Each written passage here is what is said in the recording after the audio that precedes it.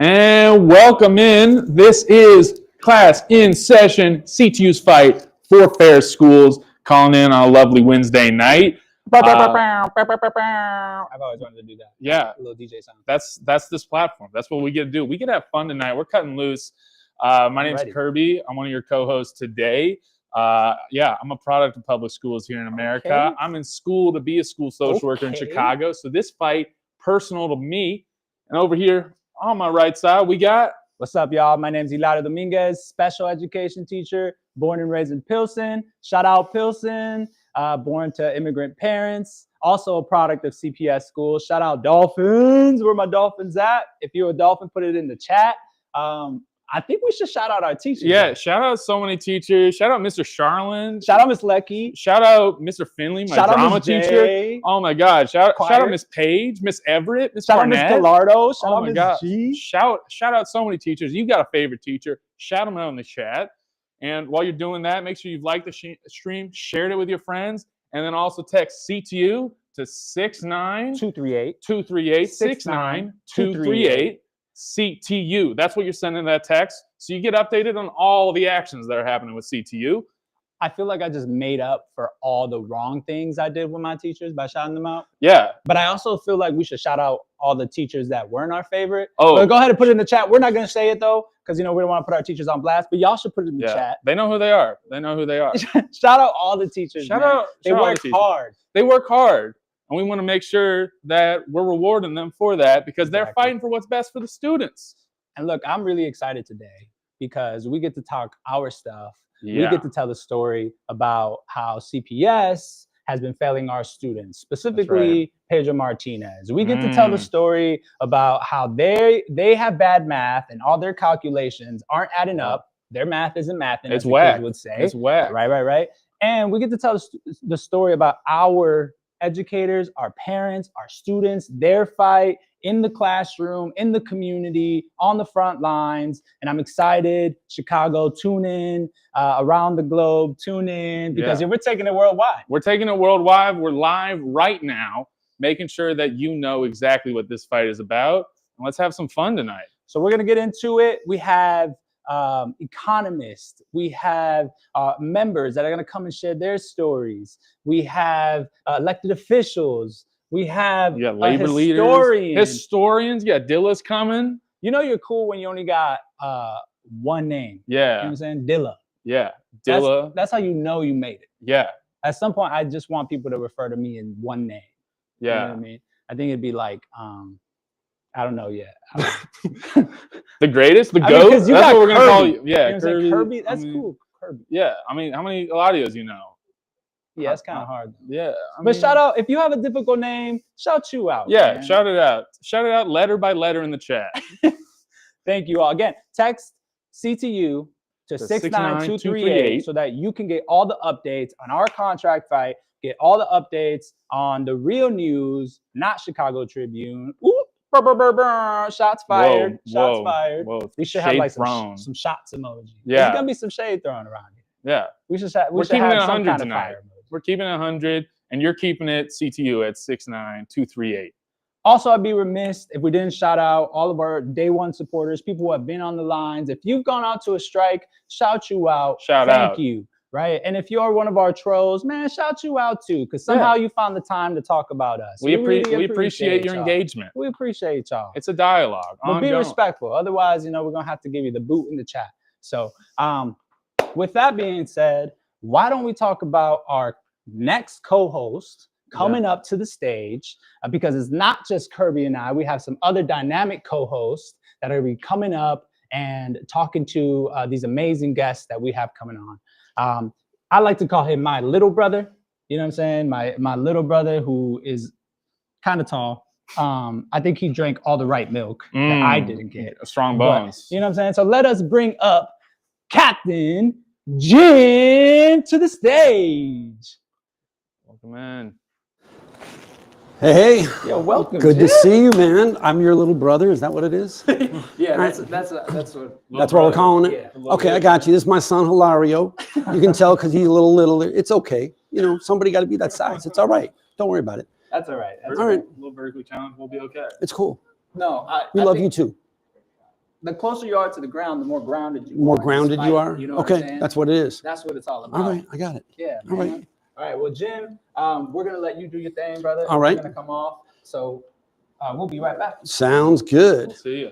All right, so coming up now, we've got a couple economists we're going to be talking to. We've also got one of our statistician guys here from CTU, CTU's own Pavlin, coming on up. He's going to show us, I don't know if he's got those same moves that Ilario had. No? I don't know about that. No? Good to Hey, see you, man. Good to see All you. right. Thanks for inviting me. I appreciate you I'm being glad to here. be here. So Pavlin here, whenever we have a problem in our department, we're in the grievance department here, we deal with all kind of issues around the city in different schools. Anytime we got a problem with how the math is working somewhere, this is the guy we come to because he is like the math genius. And that's the guy we're going to be talking to tonight, one of our people here. Math and facts. Math and facts. About math. Facts about math. And that's important because there are some people out there who think they can make up whatever facts they want. Yeah. That's not really appropriate, is it? That's not. Is that how math works? Can I just come up with whatever number I want and then say that's true? That happens. It does. It happens. So we use math to support facts. Interesting. Yeah. So we don't use math to back up what I already ideologically believe is what you're trying to say. That's right. I got you. Right. Okay.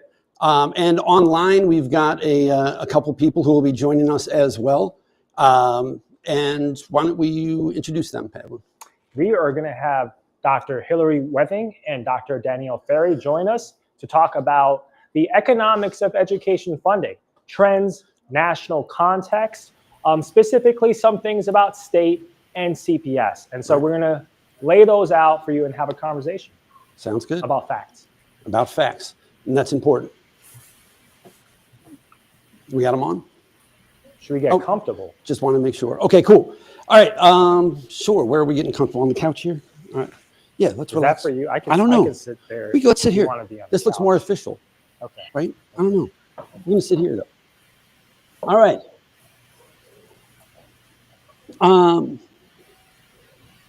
So one of the things, when we're talking to, when we hear in the press, all this stuff that's going on with the finances here in Chicago, we're hearing a lot about that Chicago doesn't have the funding for what we need for the students. And one of the things they bring up a lot is this ESSER funding. I was wondering if maybe you could kind of explain what ESSER funding is and how it works here in Chicago. Let's do that, but let's do some introductions first, because I just want to say hello, and it's good to I'm seeing you all now finally, and so I think we can hear you. Good evening. Hi, good to see you. Good to see you guys too. Good to see you. Hillary, why don't you introduce yourself first and tell us a little bit about yourself? Sure. Thank you so much, Pavlin, for inviting me to be here. My name is Hillary. I am Hillary Wething. I'm an economist at the Economic Policy Institute, where I study education and the use of public dollars in public schools. Thank you for joining. And Danielle. Hi, I'm Danielle Ferry. I am the research director at Education Law Center. We are a nonprofit located in New Jersey, but we do national work on school funding equity through litigation, policy, advocacy, and research. Nice. So you are all bringing the expertise that we need in this moment. We're on our contract campaign. This is about the schools our students deserve. We talk a lot about staffing throughout our contract campaign. We talk about resources our schools need. That means what? Lower class sizes. And more specialists in the classroom, librarians, all those different types of people that make this school day complete. Yeah.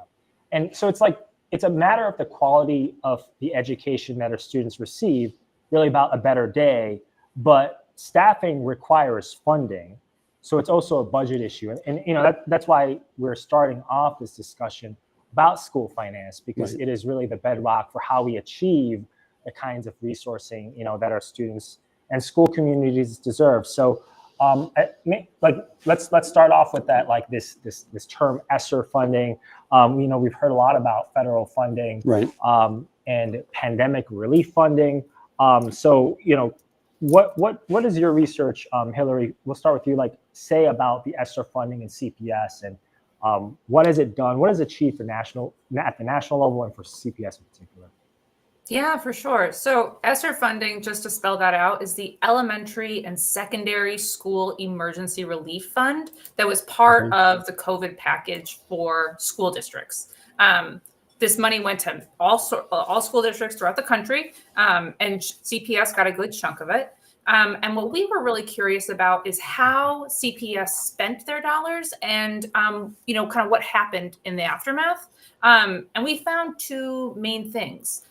Districts throughout the country had a ton of latitude about how they spent their funds, but we found that in CPS's case, they made the choice to hire hundreds of tutors, instructional coaches, social workers, nurses, custodians, among others.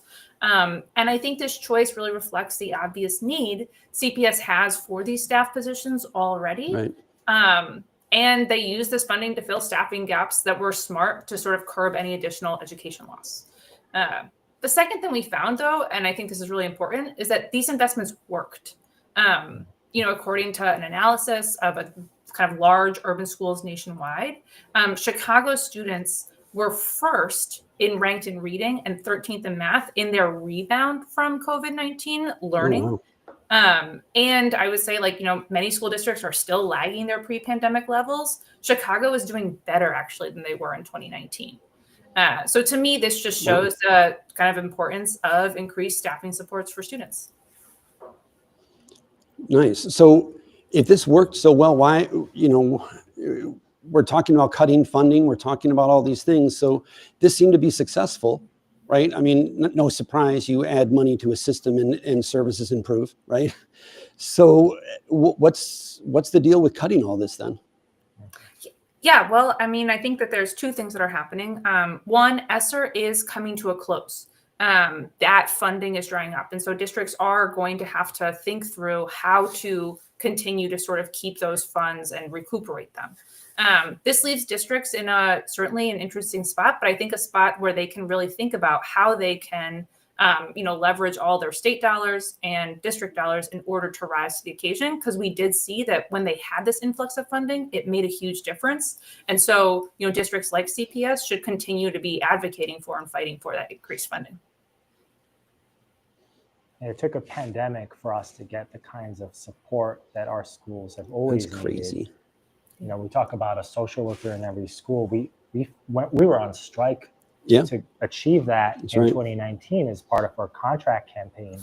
And it makes me wonder, if it had not been for that federal funding, how would we have provided those kinds of supports when it's clear we need the money to do that, and our district deserves to have those kinds of supports because it leads to those kinds of outcomes. Federal funding has allowed our schools to staff additional positions, right? So you said, Hillary, our schools are much better off than in 2019 in terms of budgeted positions. But Jim, we hear all the time about positions that are not staffed, right? Tons of them are unfilled. We have guest teachers that are filling these positions regularly and even being put in the position of regular day-to-day teachers, even when they're not supposed to be, because of such a lack of staffing in the schools. So basically, we have budgeted positions that are vacant. And I think, Hillary, you've done some research as well about this issue of vacant positions, a teacher shortage. Is this something that affects, we certainly see it in Chicago. Is there a national context for this kind of shortage for teachers? Or rather, I don't know if the shortage is the right term, but just teaching positions that are being unfilled. No, you're totally right. And teacher shortages is the way we think about it at a national level. And, in ways that we've certainly seen in districts like CPS too. So throughout the country, we are experiencing a teacher shortage. That is a situation where the demand for teachers far outpaces the supply in kind of Econ 101 terms, right? And what that essentially means is schools like CPS is lacking kind of either crucial funds or opportunities to continue to hire the teachers that they need. We find in particular that schools that lack the kind of most amount of funding or that have the greatest amount of need will be disproportionately hurt by teacher shortages. And using survey data, we found that kind of high poverty schools in particular or schools with majority students of color were much more likely to report being understaffed. And so that is particularly crucial for CPS in particular.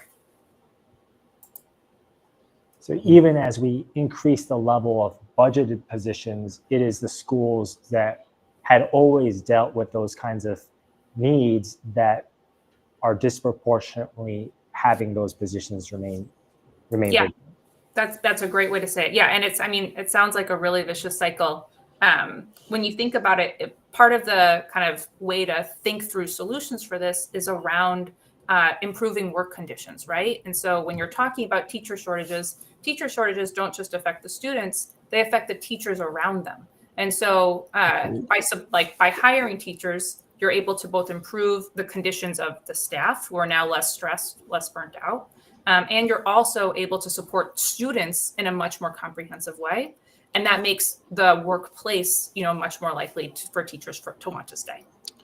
Right. So what you're saying is if you create a better environment, you make people happy so they stay, which shouldn't be a shock to people, and that by default will actually improve outcomes for students. Yeah, probably a It lot seems of like what a pretty I'm simple going to say sounds solution, pretty common sense. Yeah. Yeah, I got you. That makes sense.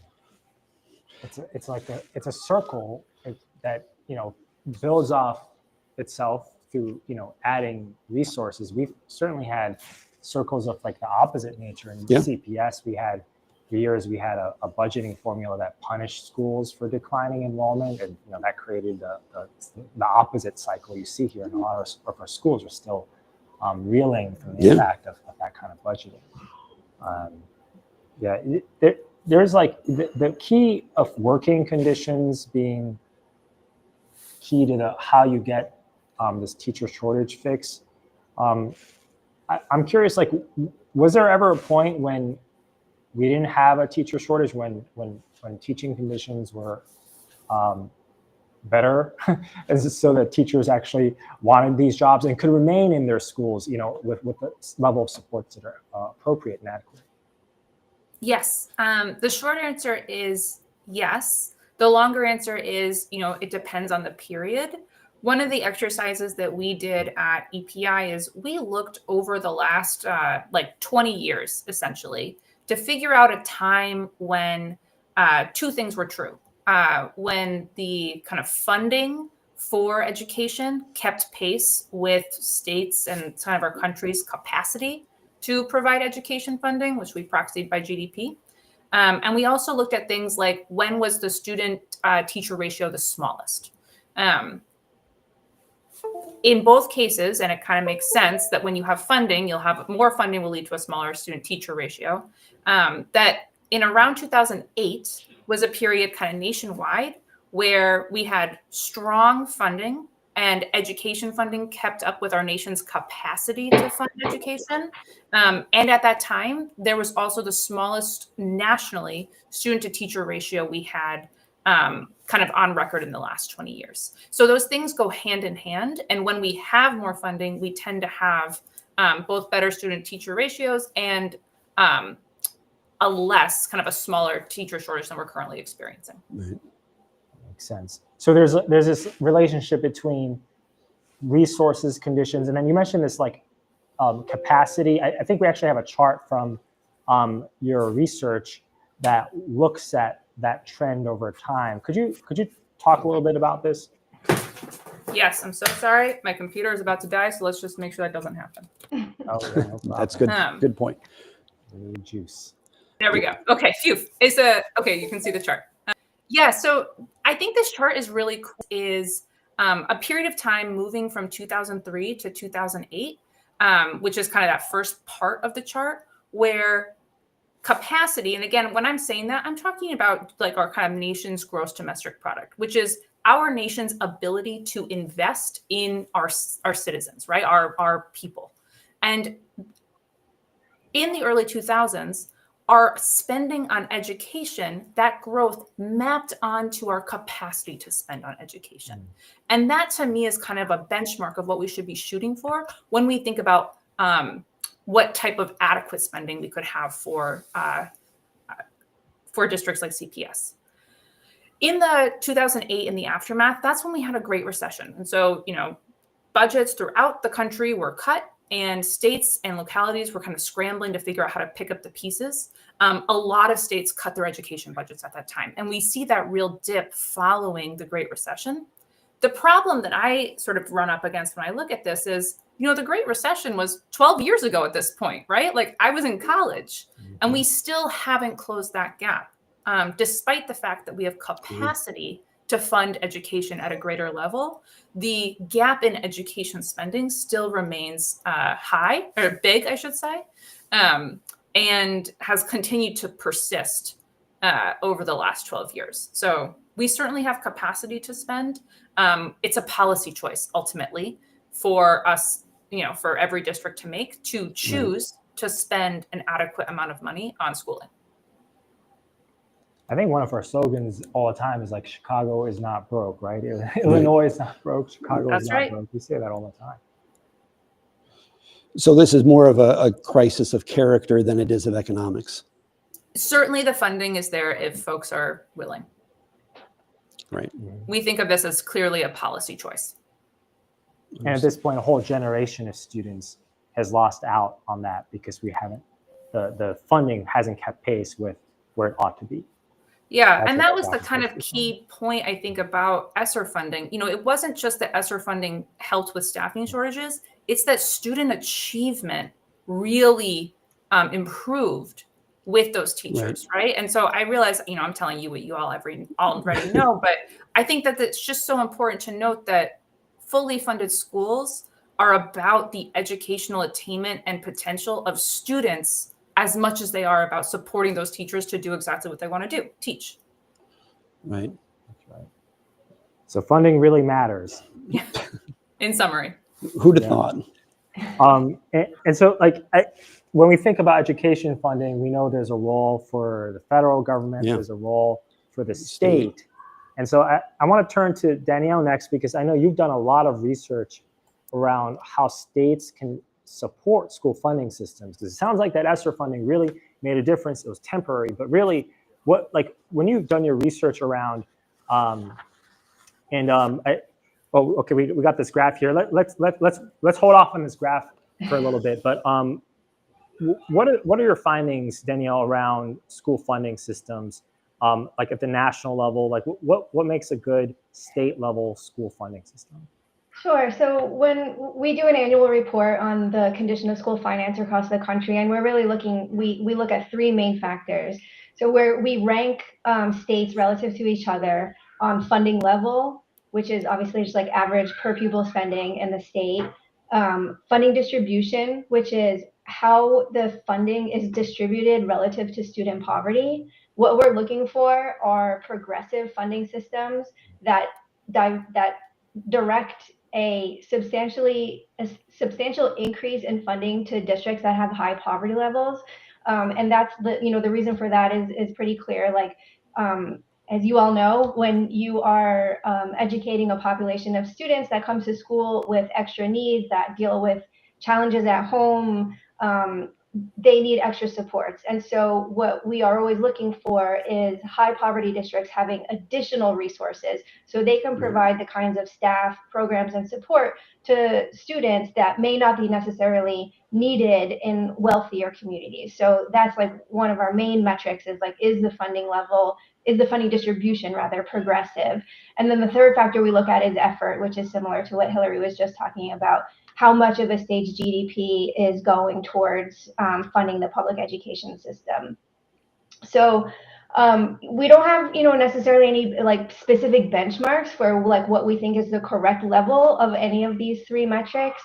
But what we find is that there's an enormous disparity in funding levels across the country, with the highest funding states spending like 2 to 3 times the amount of the lowest funded states. And that disparity has sort of been in place for, at least a decade, 2 decades. We find that we are making slow and steady progress towards more progressive funding distributions. So we are seeing fewer states that have what we call regressive funding, which is where high poverty districts actually receive less funding than their wealthier peers. and more states that are like recognizing those needs and directing greater dollars to high poverty districts. So that's one sort of like bright spot, even though there's still a ton of work to be done to make sure that those funding increases are actually significant enough so that districts can provide the levels of resources that are really needed. So are we progressive? Is Illinois progressive?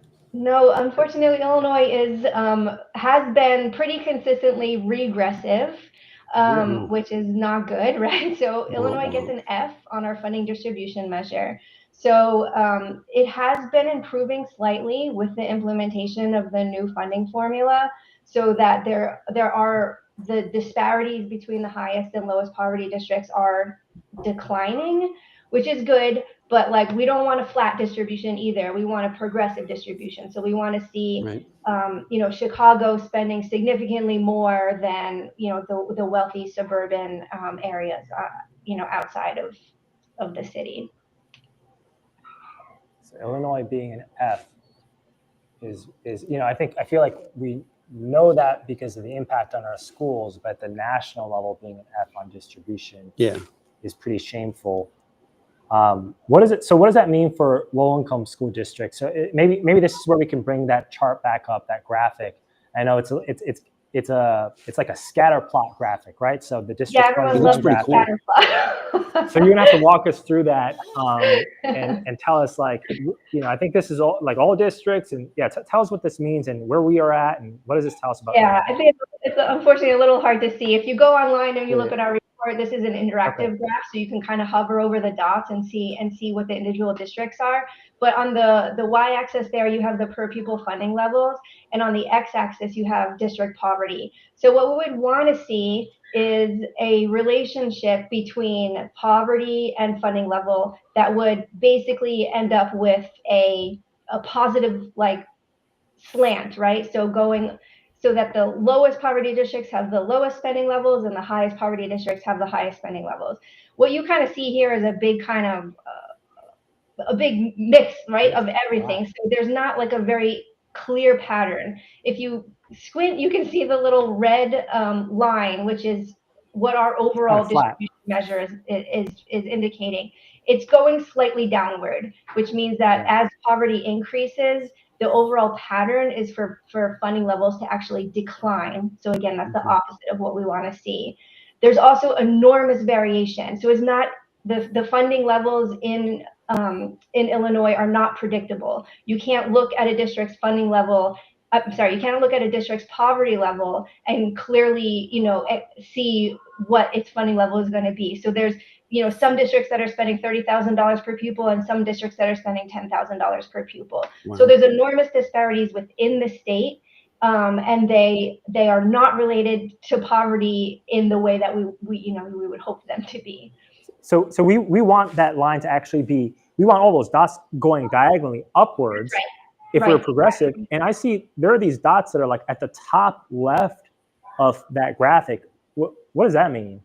So those are some outlier districts. There are districts that have spending levels that are sort of, way out of line. It could be, a very small rural district that has, less than 100 students, but is still operating a school building. That obviously is more expensive. So there are factors other than poverty that obviously would influence the cost of providing, quality education that we can't, completely account for in our models.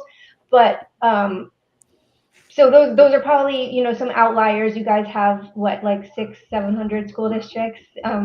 But basically there are some school districts in the state that are actually like high in terms of funding, but low in terms of poverty, and that's what like the disparity is, right? Right, and so the ones that are the most. I've got a question for you because we only got a little bit more time.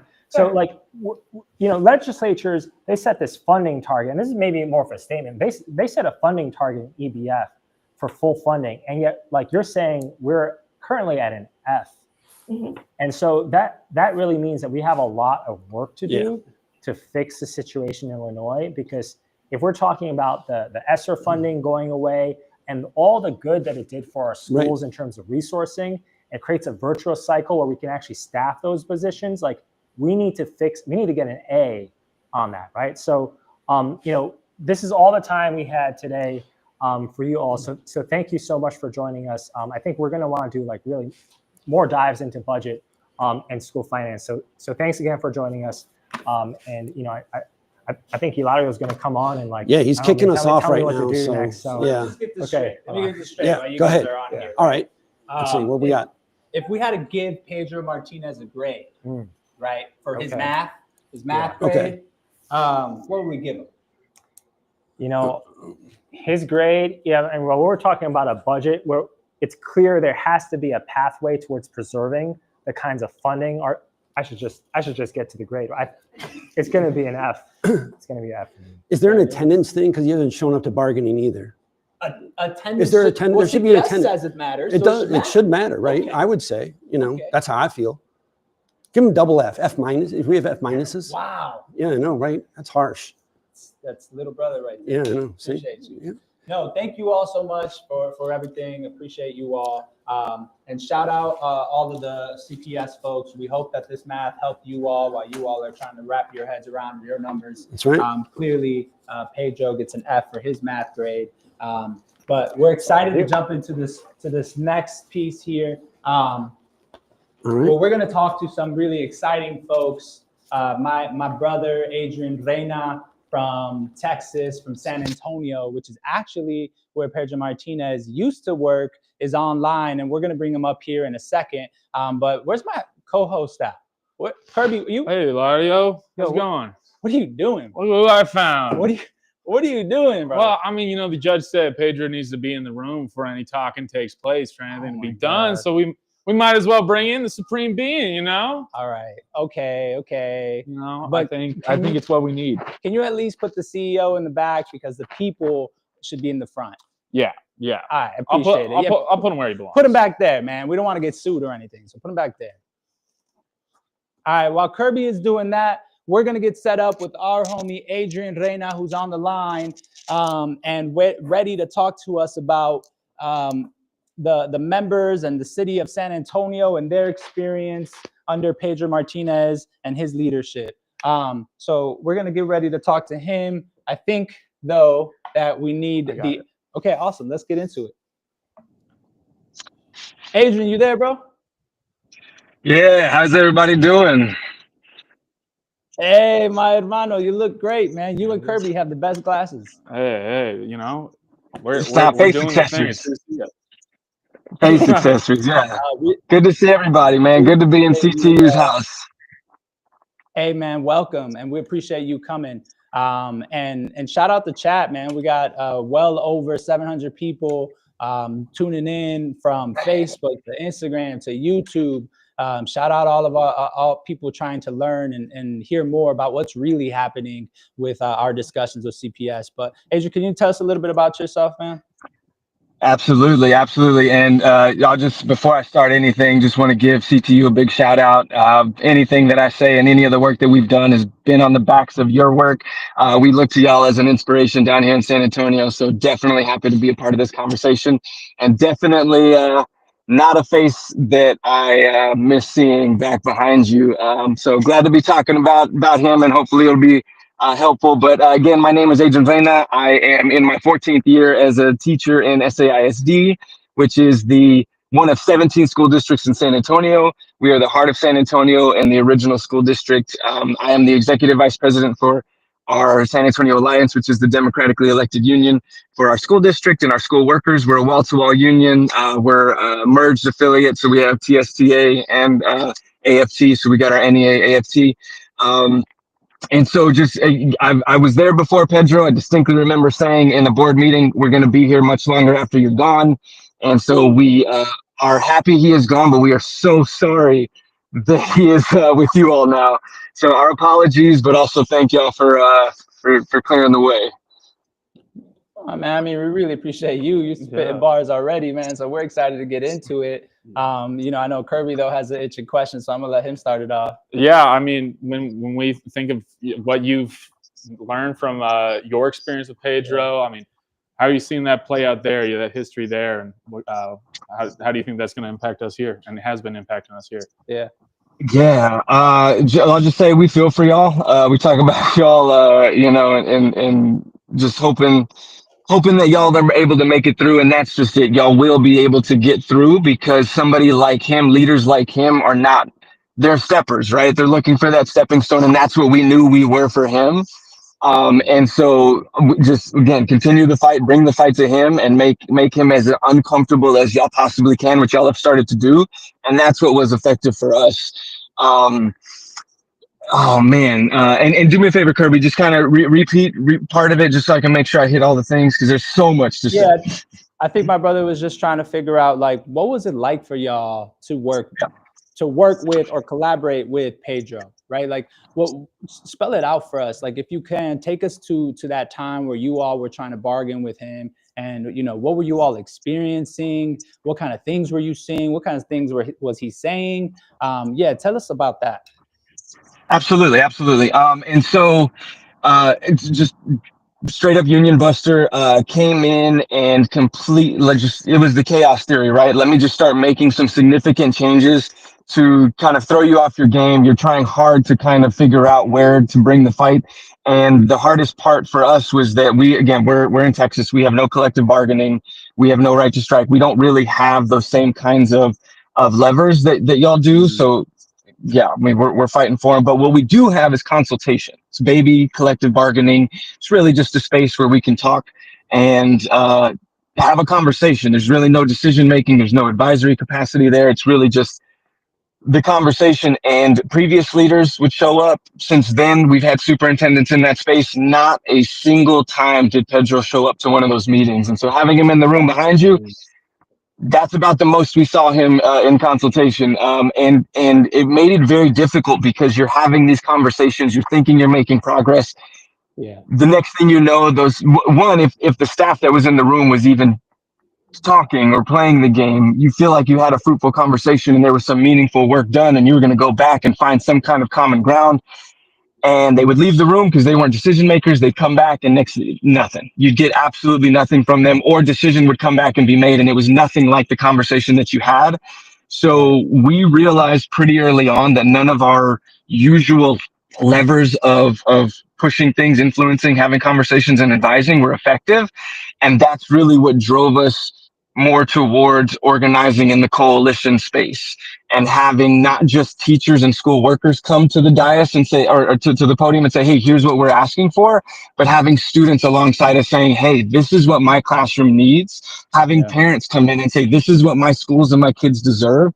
Having other unions, right? Our communication workers, our electrical, like folks from other sectors were coming out to support us, and other community groups that were doing this work saying, hey, we're all committed to this vision. We wrote a platform, and then that became our guiding light. And so it became very hard for somebody like Pedro to turn around and be like, well, it's just these awful teachers who are trying to start a fight. It's just these folks who don't want to do the work.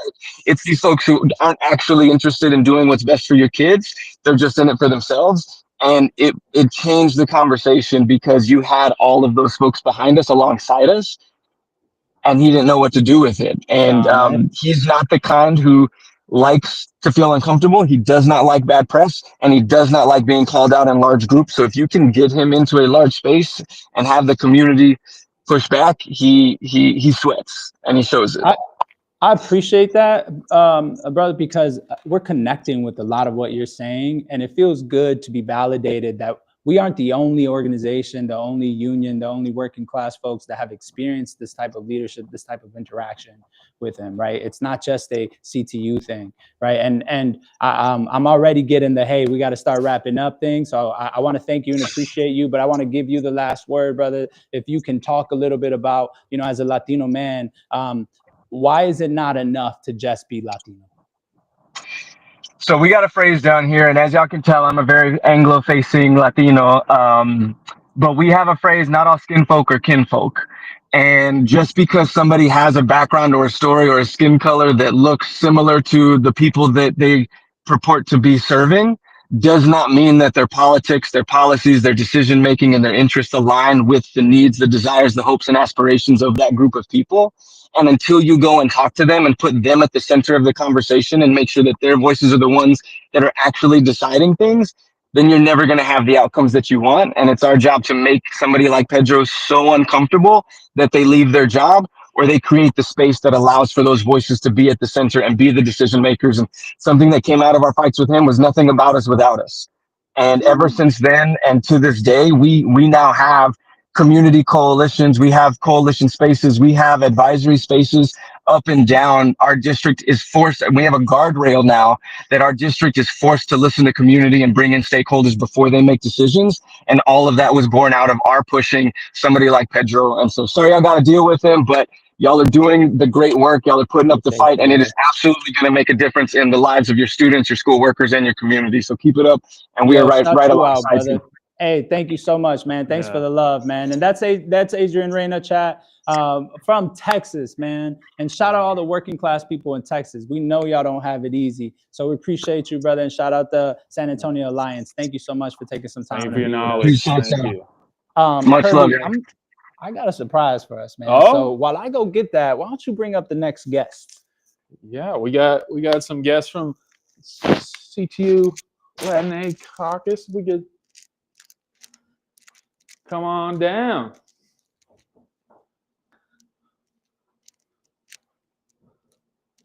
Welcome aboard. This is the night of your life. Thanks for welcoming, Kirby. I'm ready for my debut. Yeah. Yes. And y'all know what time it is. Oh my God. Hey, so speaking of culture, it was Dia de los Reyes the other day, and of course, it wouldn't be a live stream without cutting some rosca and looking for the baby of accountability, because we all know someone's bound to find a baby, right? There's always going to be a baby in here somewhere that you find, just like there will always be accountability for CPS, right? And so it's our responsibility to look for that accountability when it's needed. So I'm gonna serve y'all up real quick. Oh my God. Rosca, why don't y'all sit down and get started? And while I do that, if we can start with introductions. Kat, why don't you tell us a little about you? Guys sit down too.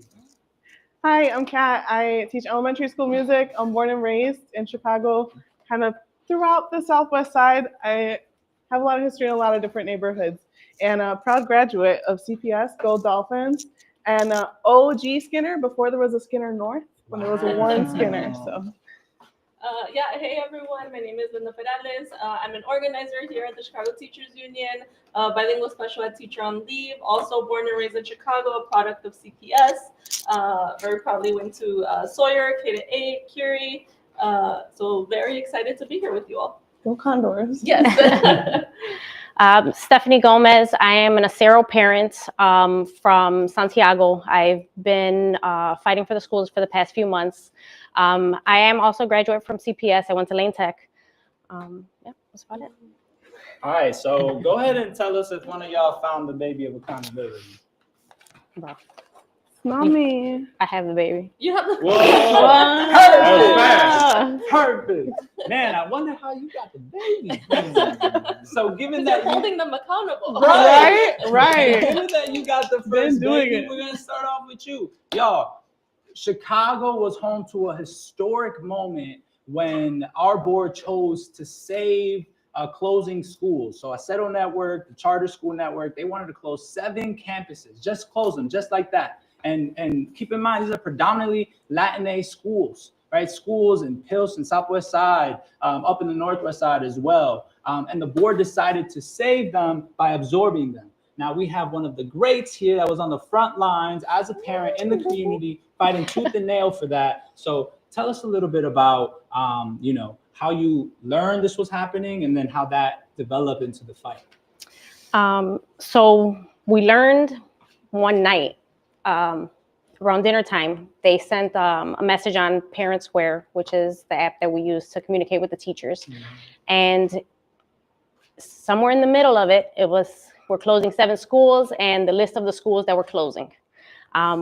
We never heard anything about it before. We didn't know we were at risk of closing, nothing. It was at the end of the year, no more schools. And that's how we learned about it. And immediately, what did y'all start doing? Right away, we tried to get together and start planning. We had no idea what to do or how to fight it. So we teamed up as parents, and in my specific school, we teamed up. And then After a little bit of organizing and a couple, we did some rallies, try to make some noise, we seen that it wasn't enough. So we started reaching out to the parents at the other schools. And we formed a group of moms, and that's how we started. Wow, amazing.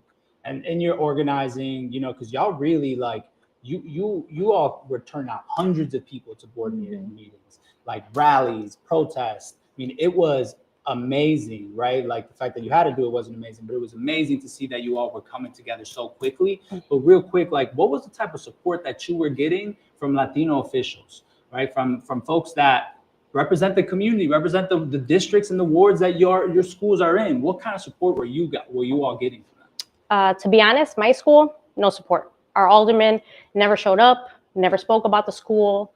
I reached out, never got a response. I called and complained. Secretary advised me that I'd had something in my email by the end of the day. Never got it. I never reached out back after that. But our alderman did not show any support. The other schools did have outstanding support from their aldermen. So that we kind of like latched onto them. Wow. To their support. And then surely having a Latino leader at the helm of CPS, he came out ready to fight really hard for y'all, right? And was like ready to save Acero schools, like let's get on board. Well, to be honest, it would have been nice to have him say a little bit more. At one of the first meetings, he did address the fact that Acero wasn't doing anything illegal, that they are allowed to close their schools. But that's like the only time he addressed us. After that, he didn't really address us. It was more the board members addressing us. Wow. That's kind of like what our experience has been, right? As members, Linda, like, can you talk a little bit about what our experience has been as Latin folks, but also as teachers, educators, CTU members, having, someone that supposedly supposed to come out and fight with us? Yeah, I mean, I think huge shout out to the parents because I was there at some of those board meetings and you all like came out so strong advocating for students. And there's one in particular that I remember that the board members were like saying, we support you, we understand where you're coming from. And Pedro silent. Like you all had to be like, say something. And even then he said like maybe 2-3 words, right? So it's like, he's being touted as this like Latino leader in CPS and we can't get rid of him. But when he doesn't say anything in response to that, like what a shame, And I mean like, so yeah, exactly. Sin vergüenza. And so as an organizer here on staff, I've seen kind of like a different side of things, right? And I do want to call out a few things, right? When we started getting like this great influx of newcomers into our schools, we were hearing from our members, we need this, we need that, like we don't have enough staff, we don't have enough resources, we are overwhelmed, we don't know what to do. And Pedro did nothing, right? Like if he's the Latino leader of CPS, he should have stepped up right away. Like damn, so many newcomers, so many Latino students are coming into our schools. Y no hizo nada. He didn't do anything. Wow. We presented them with the proposal, like let's negotiate. We need additional staffing, we need additional resources, we need curriculum, we need language access. Zero response. And on top of that, when newcomers were in the police stations, we had to come to CPS, like newcomers at the police stations, sleeping on the floor, not enrolled in school. We as CTU had to go to CPS with a plan to enroll those students. If Pedro is the Latino leader, great Latino leader, he should have had a plan. Exactly. And he didn't. And Kat, you come from a lineage of educators, folks that have dealt with all kinds of CEOs and leadership, right? What has your experience been like Southwest Side and the areas that you've grown up with and organized in, with having someone like Pedro Martinez at the helm that is supposed to come out and fight with us and be proactive? It's made no difference. It's the same, there's these nice press releases, they make these nice slides, but there's nothing on the ground. And what good is it to talk about Pilsen, to talk about attending Juarez, if Juarez itself, the schools that are blocks away from those schools aren't actually seeing resources, if they're being told, oh, but you're so good, you can do this. That's not helpful. That's not what we need. There's been no demonstrable change except for Pedro got a huge raise over the previous 2 CEOs. I don't know how we had 3 raises in 3 months between the interim before him, Pedro, and the one before that. It's just games. They do a nice a nice little presentation for Telemundo, but giving your press release in Spanish doesn't mean anything if it doesn't come with resources on the ground.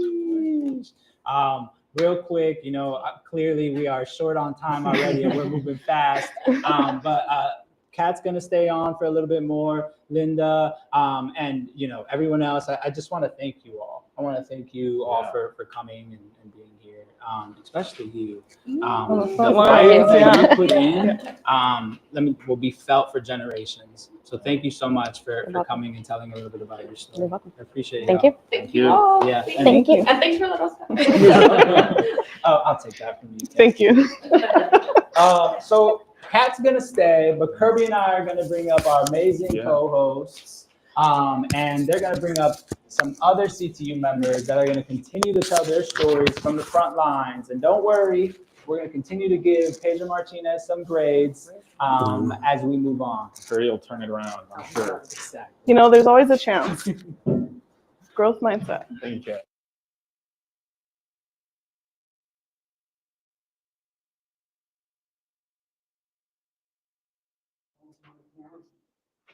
We're back.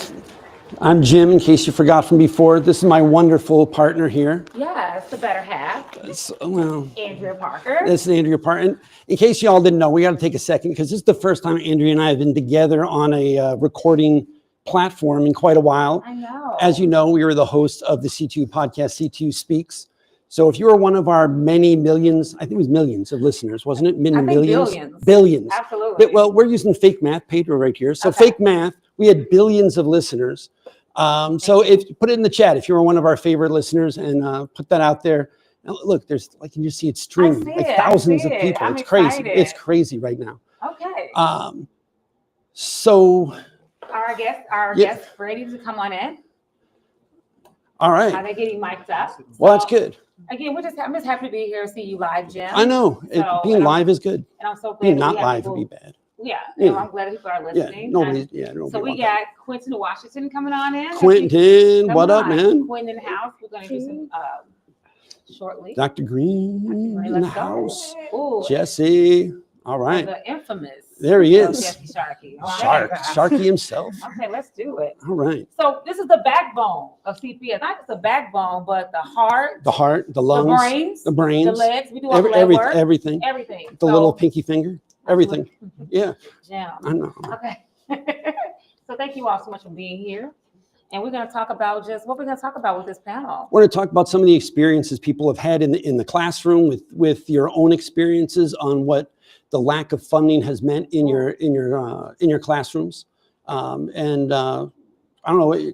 Let's start with Dr. Green here. Yeah. Go ahead and introduce yourself too as well. I'm sorry. Please. Hi, I'm Dr. Green. I currently serve as an elementary school counselor on the far south side of Chicago. Woo-hoo! Nice. In the Altgale Garden neighborhood. So for me, I have spent the last 50 years of my life in Chicago public schools in some capacity. Nice. Right. Be it a student or either an employee. So I've been in Chicago public schools for 50 years. So you fully invested. Fully invested. And I think the phrase is sometimes life be life. Mm-hmm. So that's why we need school counselors, Pedro. Yep. We need school counselors that are not doing non-school counselor duties. We're asking to take testing.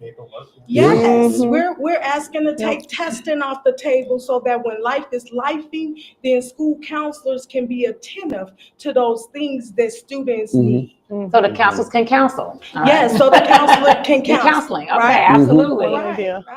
All right. Let's introduce you.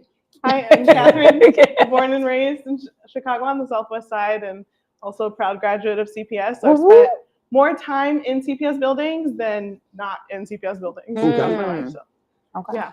And I teach elementary music. I feel really lucky to be in a magnet school, not a selective enrollment, but there's still issues. Does the ceiling leak when it rains? Yes. Does the temperature change? Yes. If Pedro's coming to classrooms, like dress in layers. But sometimes it's gonna be hot, sometimes it's gonna be cold, and they're doing the best they can. The engineers work so hard, like shout out to them. Our cleaning crew works so hard, but there's no subs when they're out. Wow. And they're also people. They get to have full lives, right? They get to be sick, have family events, and I still need the vacuum where my student, the carpet where my students sit, vacuumed. Like I want the place where they're learning to be clean, right? We still need resources. We still have students who are unhoused, who are looking for food, students who come in every day. I keep a stash of snacks in my classroom that I'm buying when I go to Costco because the students come in hungry. Or I know that they're needing food when they go home, or they got to leave class to go get the bus cards, or then the bus cards aren't there because they don't have another way to get home. And if we're going to have these citywide schools, then kids need reliable transportation to get across the city. And then that's also why it has to be a full picture discussion. That's why teachers think holistically, because I'm not just thinking about what happens to my kids from 7:30 to 2:30 when they're in the building. I'm thinking about, is the bus going to leave them stranded somewhere because it never shows up? Because that impacts their performance in the classroom. If they're taking a nap in class, I have to ask myself, what happened last night? Why are they so tired? Exactly. Now, Jesse, if I remember correctly, you used to have a position here at the union, is that correct? Yeah, I'm here as the memory of negotiations past. Well, that's what I was interested. Like you got a perspective of having fought for this and now experienced it kind of in the classroom as well. So I'm kind of interested to hear that. I served 12 years as first vice president and president of CTU. Thank you for your service. It was a lot, but it was a work love and work in my life in a lot of ways. I went back to the classroom. I taught at South Shore High School. Right. Although currently right now I'm on leave, writing a book about the CTU and those experiences. A future bestseller. I mean, one of the things that I can see really clearly is the relationship between the fights we have at the negotiating table and what it means for the conditions in the classroom. I mean, we're talking about librarians a lot in this negotiations. We've got a literacy crisis in our society broadly, but certainly in Chicago. And something like 6 out of 7 schools in Chicago don't have libraries with librarians. And when I went to South Shore, station library there, because there was no librarian, and it was basically a room that had some books in it. I'm not a librarian, I don't know how to manage a collection or do that kind of work. But they had me sitting in that space. I was trying to help tutor students or whatnot, but what the school really could have used was a set of resources around that, and it just really wasn't available. So, I think there's a lot of areas where we're being told line goods about what is and isn't possible. And I just have some historical perspective on that. It always saw us that broke. It always saw us that can't afford it. It's, and our job as a union is to say that's not true. Every single time we've made a gain in the quality of the schools, it's been despite the fact that they have claimed that they can't afford it. That's right. While we're talking, if you guys have, if you're online and you've got like lack of resources in your classroom, put that in the chat. Just have it scroll through like what we're missing, what you need, what would be better. Put that in the chat so then we can kind of see that as it's going through too. Yes, come on, keep it going. What are you getting blamed for? What is your fault? That's right. What is it's always our fault. What is your fault? What is your principal and Pedro saying is your fault as the educator that he's not taking responsibility for?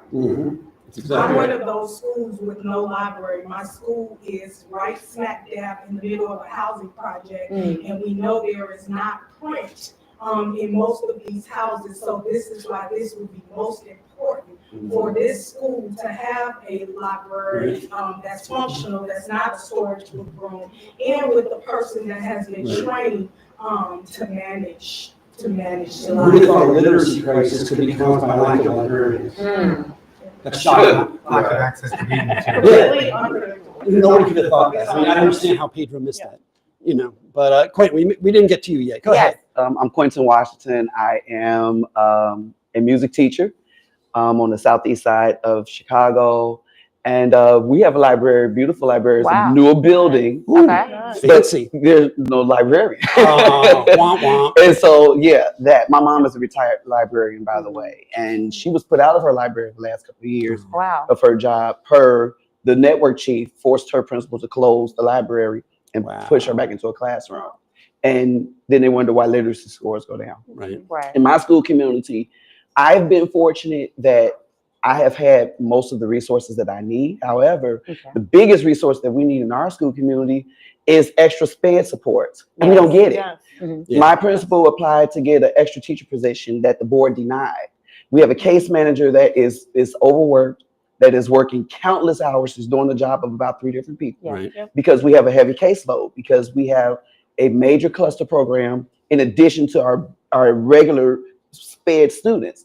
And so what we need are the resources in those classrooms. We have teachers in our blended classrooms and teachers that are in the classrooms that are dealing with SPED students that are exceeding the 70-30 ratios. You know, and so today even I learned, they're, trying to figure out ways around it. But the reality is, staff our schools. That's really what it boils down to. Yes. I think that we do a disservice to our students because we don't give proper staffing. And that impacts classrooms like mine, because if you are a student that has disabilities, but they don't send you the supports that you need in a class like music, they'll send it for literacy, for math and reading, because that's the primary goal. Well, can this kid read? Can this kid count? And that's important. And it's just as important for them to have that same academic support in my class, because it is still an academic subject. And I think that is one of the things that our school district is not very apt to accept, that library, art, music, PE, technology, and all these other exploratory types of courses are equally important to developing the entire child. It's all encompassing. Yes, So, and it reinforces what's happening in the literacy classroom. It reinforces Exactly. what's happening in the math classroom. Absolutely. Or the science room. Thank you. So our time is winding down. However, we want to make one last plea to Pedro. So if Pedro was sitting right here in this room, what would you say to him? Oh man, I would tell Pedro Politely. Yeah, polite. Yes. This is family TV. I would tell Pedro, don't bleed on the students and don't bleed on the teachers because of your own emotional, psychological, or backdoor deals. Like, this has nothing to do with us. That's what I want the people to know, that this has nothing to do with us. This is so much bigger than us, because they have what they need to make this right. And as a CTU bargaining member, we have been trying to make this right without teachers losing pay for striking, or without students losing instructional hours. Absolutely. They need the support that they need. Imagine being born to a 16-year-old mother who a ward of the state. Life is lifing. Your daddy in prison. School is where you're going to get the foundation. You're going to get the love that you need, just like you got, Pedro, in Chicago public schools, so that you can sit at the table that you sit in now. Our students need the exact same thing. They need a foundation, and you have the keys to make this happen. Would your ancestors be proud, Pedro? That's what I want to say to you, because you made it. Would they be proud of what you are doing right now? She said it. She said, Pedro, you got the keys. Are you going to unlock the door? I would tell them this. In 2012, I sat at the table and we got a contract that added over an hour of school to a school district claimed to be broke. How do you add 20% to your instructional day with no money? We found a way to do it because there was a will. In 2016, we got a contract despite the fact that the district had the worst financial crisis all the way since the 80s. Worst financial crisis in 40 years. We still got a contract that didn't make mass layoffs. Didn't cut pay. We were able to get that done. We were able to get a contract in 2019 that increased nurses, social workers, a number of other positions. Everything they say they're doing really well right now. And so it's like the idea that the CPS is in some kind of a new situation where it can't afford the basic things they need to do to improve their schools. This doesn't hold water to me, because I've seen it personally, firsthand, that they've been able to do it in the past. Why can't he? Exactly. Why can't you? I'll say that. All right. No, I mean, this is one of those things that we've got with so many different ways to look at the budget. Pedro chooses the one that says we don't have the money right now. They never have the money up front. They're looking in the future. There's this money coming in. Is it going to be in the next fiscal year? And then they can utilize that. There are ways to do this, and he's choosing intentionally not to do that. He didn't lay off instructional support leaders or all the other hires they did during the pandemic. No, I mean, this is definitely doable, definitely something that can be worked through. And this is a choice. As the economist that were on earlier said, this is a policy choice that's been made. This is not something that can't be done. Something that could be done is being chosen not to be done. It's a policy choice, and it's a choice this is a power struggle. They don't want teachers to teach. They want us to be dictated to. And I'm sorry, what my question is for Pedro is, how do you get to tell me what to do in a classroom that you've never worked in? How do you get to set policies when you don't really understand what it really means as an educator to sit before students that are going through crises, and that are having issues or that have lack. School communities that have been under-resourced, but then you keep driving home, test this, test that, and then you want to fail the staff when students aren't achieving. I want to know how you make that make sense. And what I really want to know is, why are you still here? Good question. That's a good question. Why are you still here, man? Yeah. Well, since he Feel is, free to log on and let us know why you're still here. Why Pedro here? Well, since he's still here, I'm giving him an open invitation to the projects. Come on down to Allgale Gardens, where I sit in the office of love. I have coats, I have book bags, I have soap, I have deodorant, I have towels, I have everything that a student or his or her parent needs in order to be successful. Come on down there, and a lot of times it is spent out of my own money or either my friends who didn't choose education, so they got little extra coins that they can give me to support my student and my school community. Yeah, and that was a story you were telling me before we started, was that even though it shouldn't be funded this way, the community comes together to support, and that's why community schools are important. It's the center of families, it's the center of these communities, and they're willing to work. Why isn't he willing to work? This is one of those problems we've had perpetually with people at the top that want to just tell us about ourselves, like we don't know who we are, right? Or what we do. And or what we do, exactly. And tell these kids that they are not worth it, and why it's got to be broke because Pedro says it is. Come on, that's not right. Exactly. You know, come to the schools and see what we're doing. See how it works. Show me this average size of 22 kids in the classroom. Wouldn't that be great? Show me this average size of 12. Where is that happening? Come to my classroom that has 4 different students on the autism spectrum that are all presenting differently, that all need to be responded to differently. And the 2 kids who have something going on at home that I haven't quite figured out yet, because I see them for an hour a week, right, that are 5 years old, trying to figure out, how do I be in school all day? How do I deal with these other students? How do I move from this space to another space? What do I do with this one that's running circles around the classroom, but at least he's not hitting anybody, so I'm happy with that. Like, come in and come and tell me what your solution is. Come and tell me why I can't get a para. Why do we have to redo and redo and redo the IEPs when it is clear to any educator that walks into the classroom, we need help here. Come and tell me why I'm going in during my lunch to a kindergarten classroom to support my colleague, and my principal has done everything he can, got an extra DL teacher, can't get a para, had to fight with the network in the spring about the budget. So why are we doing everything that we can, and what is he gonna do to fix those problems? That's right. Now, we know that CPS is currently saying they're broke, but what are some other, I know some of you are in bargaining, so what are some other like ridiculous excuses that you hear that we just can't come to a consensus on the contract? What are some other excuses they're giving besides that they're broke, that we can't get the demands we want? Well, if he showed up, maybe we can come to an idea, but we don't have any idea of why this is taking place, because I've been participating in bargaining and I've not seen Pedro personally. We've seen his team and they were working a little bit with us, and then somebody turned the switch off because it went cold. And so it had to come from somebody. It had to be a director. Oh yeah, we know who that switch came from. One of the things that matters to teachers, it matters to us to be effective in our classroom, in our space. And one of the things that blocks that most effectively is dictates from bureaucracy, is unnecessary paperwork, is clogging us up with all the things that we can't, that get in the way of our teaching. Safe schools. So how about getting rid of some of those dumb rules? Giving us some more autonomy to be effective in the classroom. But they're saying no to that stuff too, because they're trying to hold on to Rom's legacy, a legacy of broken legacy of school reform that disempowers teachers and empowers bureaucrats instead. All right, well, I think we're getting our little note from my assistant in the back that we're almost out of time. And She said she's not your assistant. I know she said that. That's why I wanted to No, say it that way. Don't get hurt. Yeah, I know. She's gonna smack me later. It'd be funny. But she's looking at you. She's like, But we have an open call from these teachers here. Pedro, come on down to their schools. We'd like to see you down there. And bring the cameras. Don't bring the cameras. Up to you. Your call. And see what it's really like. See what it's like to live in these classrooms, work in the classrooms, not just for a photo op. Come down and see what it's really like.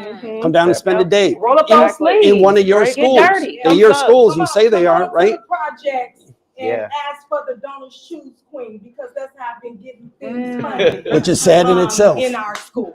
All right. Well, thank you so much. Thank you guys so much. Thank you Really so appreciate much. y'all help and everything you did. All right. Jen, you did pretty good. I did pretty good. All right. All right. Thanks. All right. Ooh.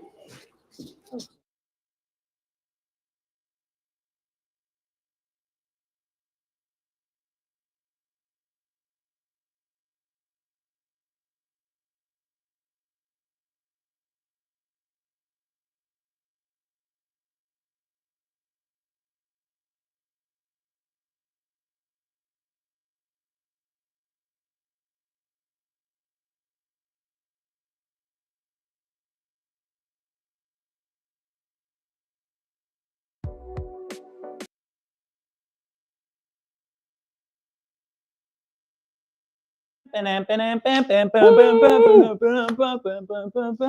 now bringing to the stage. I've always wanted like a Chicago Bulls theme song to bring me in. Number one. No, all right. That's enough. Coming through. We got labor leaders all across the state coming out to support tonight. Chat, I see y'all popping off, and there's really good questions in there, and we're going to address some of them. We're going to talk about why CTU fights for housing, and CTU fights for more than just pay and benefits. So we're excited for it. I know Kirby's excited for it. So excited. He's a huge Dan fan. Every night I go, IFT, please save me. Let's go. Let's bring out Dan Montgomery from IFT. And our very own Vice President of CTU, Jackson Potter.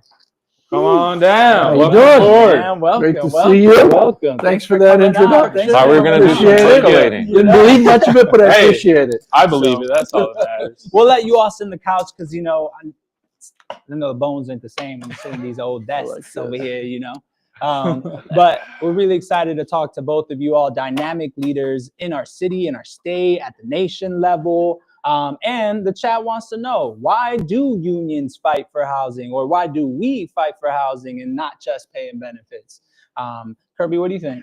Yeah, I mean, like, Dan, you had that interesting op-ed talking about the need for more funding, state funding. Because, we hear a lot about this being a Chicago issue. Chicago is the one that's broke. So our schools are the one that are going to get the short end of the stick. But when we talk about needing things for the common good, what do you say about that down at Springfield and across the state? Yeah, well, your members who are asking about this are on the right track, because in labor, there's an old Samuel Gompers, one of the original labor leaders, said, what does labor want? Labor wants more. But what's more? It's more food for people. It's more safe housing for people. It's more access to a better life that, by the way, a lot of people have in the state of Illinois, right? This is the 5th richest state in the union. In the richest country that's ever been on earth. To me, I think to all of us, it's an abomination to think we can't fully fund our schools. That's right. And we can. It's a choice we make, right? The things that have happened in our schools, the underfunding right now in the system we have, this evidence-based funding, which we like. It's a much better system than we used to have. Still, on average, around the state, it's about $2,500 a kid, every kid. So it's actually more in Chicago, underfunded from adequacy. And adequacy is like the bare minimum. Yeah. It's not even right. And there are many districts in the state, wealthier districts, where there's a lot more property tax revenue, where they're not underfunded at all. They have what we want. The discussion a few minutes ago about community schools, for instance. Like, I always think, community schools, there are communities in this state that have them. They don't call them community schools. Right. They call them their regular neighborhood schools because kids right. can walk safely to those schools. They're completely outfitted with, you know, new curriculum, textbooks. The teachers get the right amount of time off for professional development.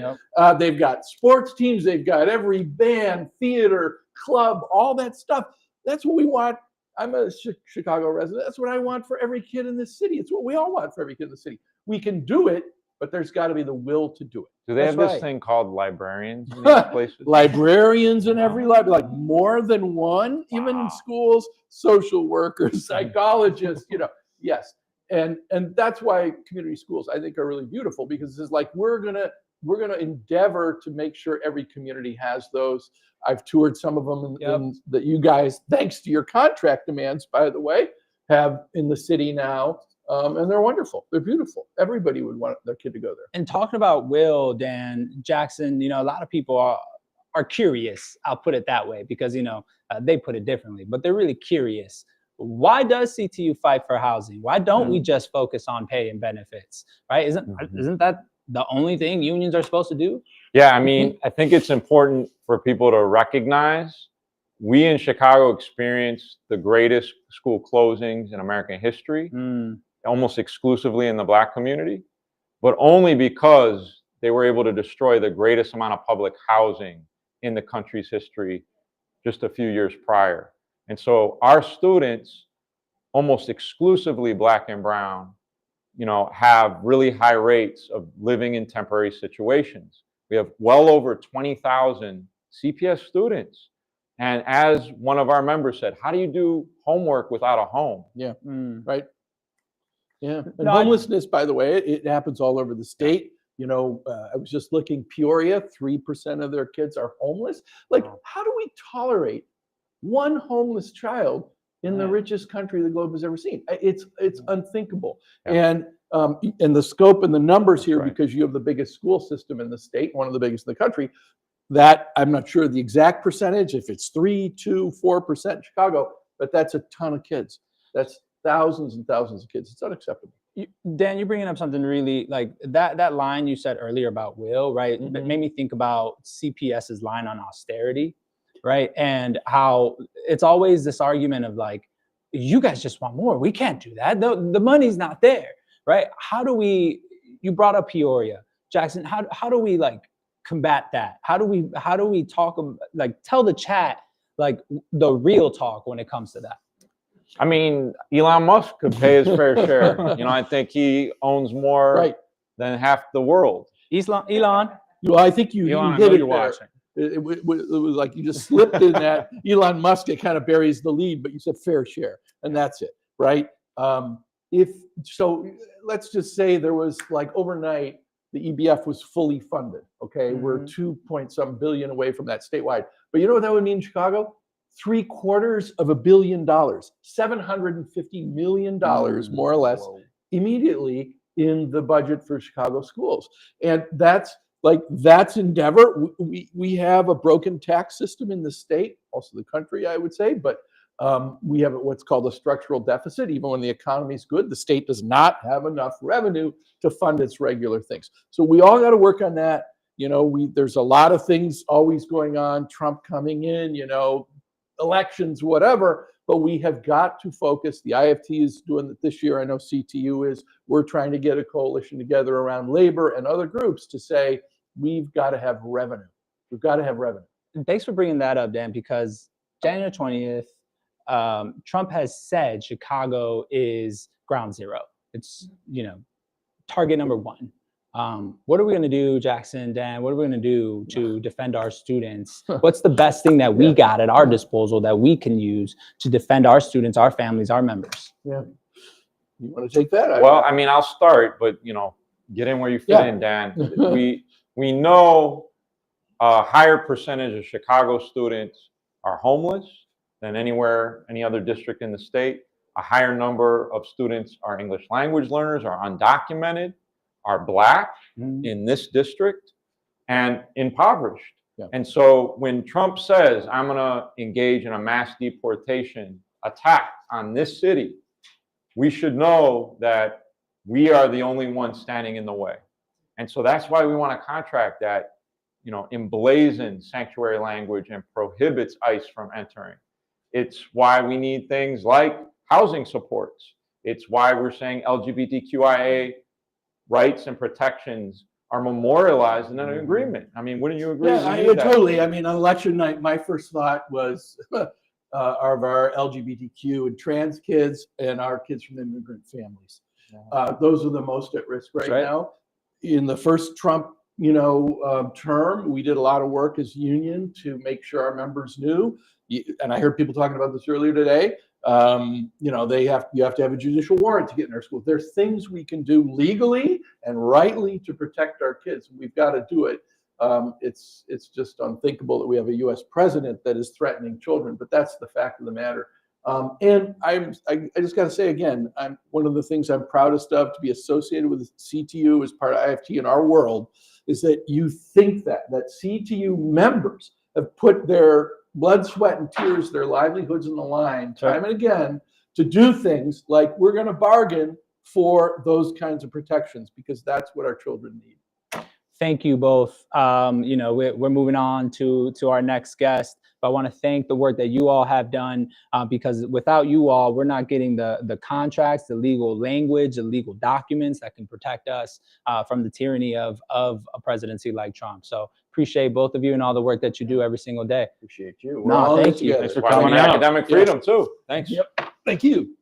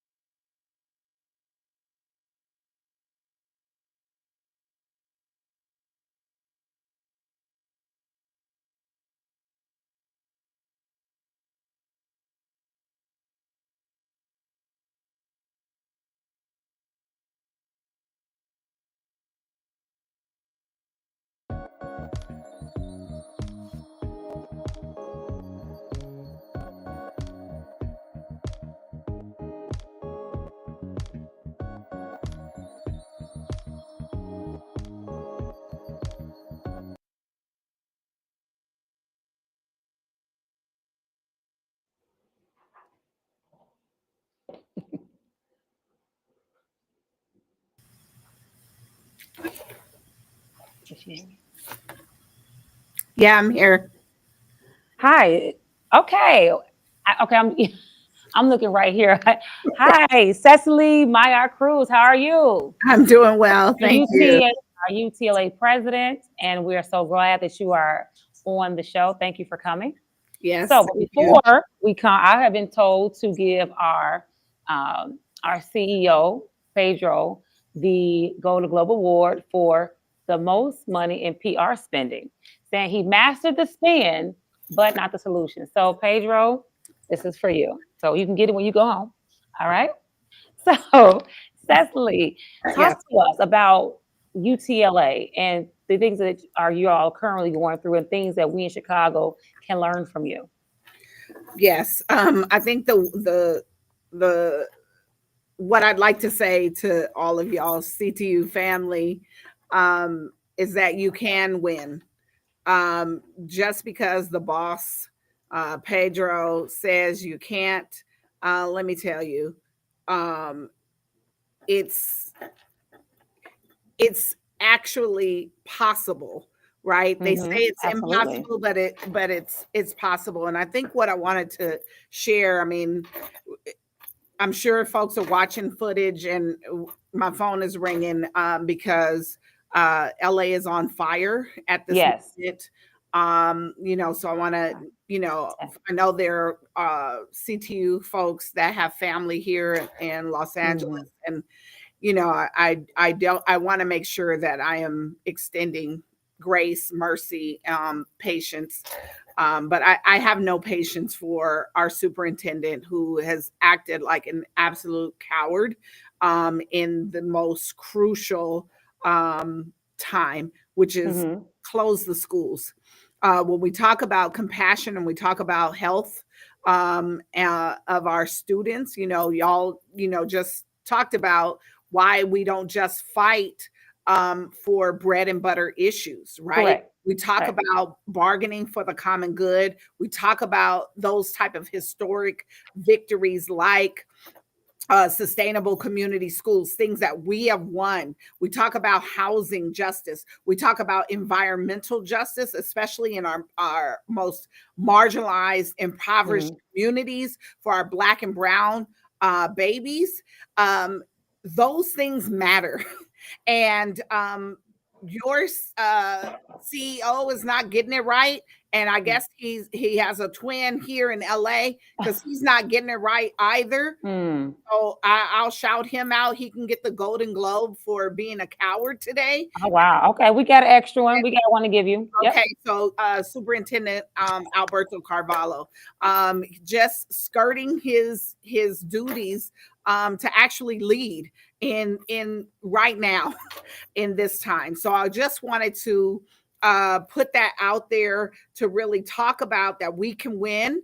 And we are going to have to. We're hitting the table in negotiations, and it's not going to be, it's not business as usual. Just like y'all are bargaining, talking about, common good, and why we have to fight for common good is because our babies deserve it all. They do. Kendrick Lamar says, I deserve it all. Our babies deserve it all. Educators deserve it all. The communities that we serve deserve it all. And in that, that's where we should be focusing. And I think that when we talk about an actual fight, we have got to show that we are not scared. When I visited CTU the last go around, I talked about what the boss likes to use, which is FUD. FUD, fear, uncertainty, and doubt. And use that to drive a wedge between the educators, the community, students against the union. And that we cannot do. And so, we have to fight for all of the resources they deserve and all of the money that they store away and say is for their little pet projects. It has to go to the most, the folks who experience the pain on the ground. Yeah, the most vulnerable. Yes. And the most in need. So let's talk about the austerity practice. How do these austerity practices hurt our students and hurt our teachers and just hurt our cities in general? Absolutely. I mean, it happens because we have, decades of disinvestment in our schools in the first place. Your Vice President Jackson just said, Chicago had historic school closures. And as we look around in the most urban areas where you actually have folks who are talking about closing schools in a time that our babies and the communities actually need community schools that have wraparound services that are sustainable for our thriving, not surviving, thriving, as Dr. Bettina Love says. So all of those things, that is what we have to fight for. And it cannot just be educators fighting for that. It must be students. It must be the community. And someone is asking who I am. My name is Cecily Mayart Cruz.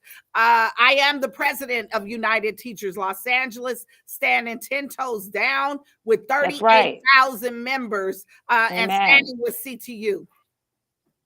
And we love that you keep standing. I like how you said that we cannot be alone. We can't just win this fight alone. We need community members. We need parents. We need the students. We need even political officials. How are you doing it in LA, getting other people outside of the schools involved in your fight? Yeah, I mean, it takes actual listening and coming together, right, in a coalition. Today, like I said, fires are erupting everywhere. All of the labor unions stood together to call on our district to close the schools. That's what it takes. Right. We don't see eye to eye on a lot of things, but what we do see eye to eye is talking about our babies and actually talking about health and safety and well-being. So we had to come together today. We had to keep editing today to say close the schools, and we got a partial victory. Schools will be closed tomorrow, but we are calling for schools to be closed on Friday as well, and calling on the governor to hold us harmless in this emergency situation. We have, for us, out of 38,000 folks, right now we know of about 20 teachers who have lost everything. We have 2 schools that have completely burnt down. And when we talk about climate justice and we talk about actual green spaces, we have to be prepared for all of these things. So working in partnership and coalition with others, that's how we bring folks together, and bringing our students to the table as well. Our students are right there with us. And so, it just makes me really infuriated that we have to beg for scraps when they have billions of dollars in reserves for their own projects, but won't put the money into the schools where folks actually need it. Well, there you have it. Cecily Maillard Cruz said it. Thank you so much for being on the show, CTU's Fight for Fair Schools. Thank you so much. Thank you. And all right, we stand 10 toes down with 10 toes down. Back.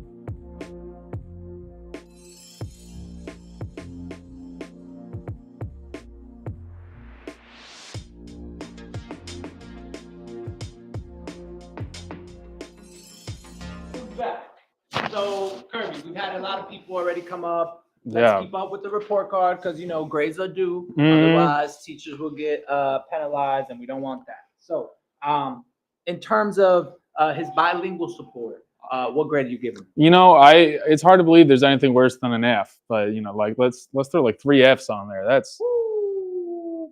All right. Now, when it comes to supporting our teachers and all the specials and the programs that's necessary to provide our kids a holistic education, art, library, music, what are we giving them? Well, if you don't show up for anything, you don't even get an F. You get a goose egg. He's getting 0 on that. All right, I'm gonna put 0 Incomplete.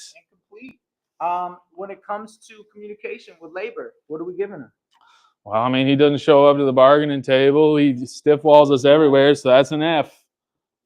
All right. Well, it's not looking so hot for our CEO. He might not pass this time, and we're excited to bring up our next guests. If you want fiery supporters behind you, people who are actually champions of the community, these 2 are the people that you should have. So shout out, I want to give a shout out to the 6th Ward, shout out to the 25th Ward, and let's bring up their representatives, Alderman Will Hall and Alderman Byron Sixto Lopez. Woo!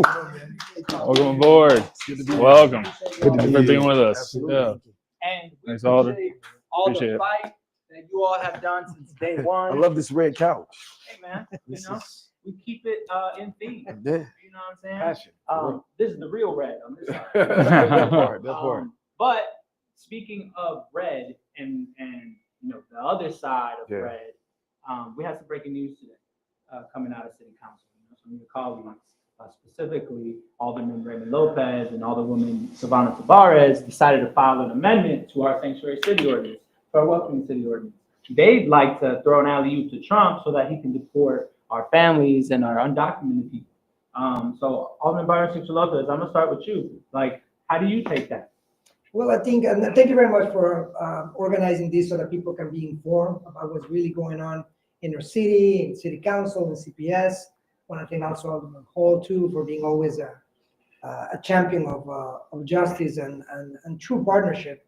Mayor Harold Washington actually was a visionary who gave us the sanctuary city status, and having a coalition of working people to protect our city and to make sure that sanctuary is not only in our city, in our schools, or children. This is about protecting our civil rights, or human rights, workers' rights. And unfortunately, now there's a narrative out there to criminalize the immigrant community. I think this is what you see in the media. If you see a fabrication of something that is not backed by no study, there's no one single study that correlates violence with immigration. Unfortunately, you have a new narrative, a president that has found the scapegoat as the immigrant community. And unfortunately, some of those politicians want to score cheap points at the expense of vulnerable communities. As we said, we had a Republican governor who brought 50,000 people inhumanely. There was, a city that responded to a crisis, and they tried to pitch us against each other. The sanctuary city is not the cause of people coming here. It was the convention and the temple Republicans to sabotage our city. Now you have now we gotta add insult to injury when we have a president-elect that continues to threaten mass deportations, dehumanizing the immigrant community, and who suffers the most vulnerable. So I do think that these shameful politicians are trying to score cheap points at the expense of vulnerable people using fear-mongering. And I want to thank every single educator. If you are a teacher, a SICA, a teacher assistant, a librarian, nurse, those are the real people. And now they're trying to demonize teachers. These are the people who responded to the crisis when we have underfunding, positions that are not being funded. Being in a LSC, when they put that, because of the dysfunctionality, and a leader, and it's sad to say that comes from an immigrant community who should know better, that we need to prepare for that. We have now an LSC in one of the schools that lasted 5 hours, people blaming each other because our positions that are not filled. We have a lot of needs, and a leader who, instead of putting the interests of our schools to prepare for the bigger threat to a city, is prioritizing his own contract, something he should have done internally. Every mayor has had the ability to put their own CEO. This is not even a question. It's not even an issue. But I tell you, the shenanigans and the shameful tactics that they're using to divide us, only can be matched with organizing, informing ourselves, and protecting our city for Trump, the Trumpers, and the shameful politicians that are trying to divide and conquer. That's right. And Trump's not only attacking undocumented people, he's attacking LGBTQIA, he's attacking the Black community, right? When we think about the Black community and in schools, the way that Republicans have supported and created school to prison pipelines. Alderman, you have talked about this issue when it comes to our state recently. Tell us a little bit more about what you've been saying. Yeah, essentially what we're seeing is a nationwide criminalization agenda. Stop and frisk nationwide. That's what Trump is endorsing. And so nationwide, we're going to see stop and frisk. You must remember that everyone that is of color is a descendant of someone who did not live in these shores. And so, I arguably look like I'm from Cuba. So the question now becomes, are we going to literally sit back and watch a national stop and frisk along with a pipeline in which we are seeing schools have no money, schools not being invested in? In my ward, in particular, the 6th ward, we have a STEM school with no STEM teacher. But yet, at the end of the day, helicopters, schools locked down. We've seen this time and time again. It's a norm. Kids are going to schools with security guards, looking as if you're going into a prison. And so the disinvestment in education, we celebrate athletes getting $1 million contracts, but yet teachers are begging for just a few thousand more. And so at the end of the day, I think that it's demoralizing. I think it's dehumanizing that the teachers who spend the most time with our children are literally managing trauma in small spaces and then locking them in schools. No swimming pools, no librarians, gyms outdated, no home and away sports, no after school activities. And then you send them into neighborhoods where there is no grocery store. Number one economy is literally standing on the corner selling rocks. And so parents are strung out, and mother and fathers are absent in homes, those who are trying to make an honest living. And so working 2 jobs. So parents spend more time with kids. And we fail to realize that from sun up to sundown, we are putting a responsibility on teachers. And so we can both deconstruct this system that is lending to essentially using the test scores of Black and brown kids in some of the poorest parts of Chicago to justify 3 new prisons. So we spending now 1 billion on prisons, stop and frisk nationwide agenda, while we have no advocacy from the top. I think that we need to witness fearless leadership transition. We need new leadership from both classroom to the C-suite that shows a commitment to stopping national-wide stops and frisk, as well as disinvestment in education.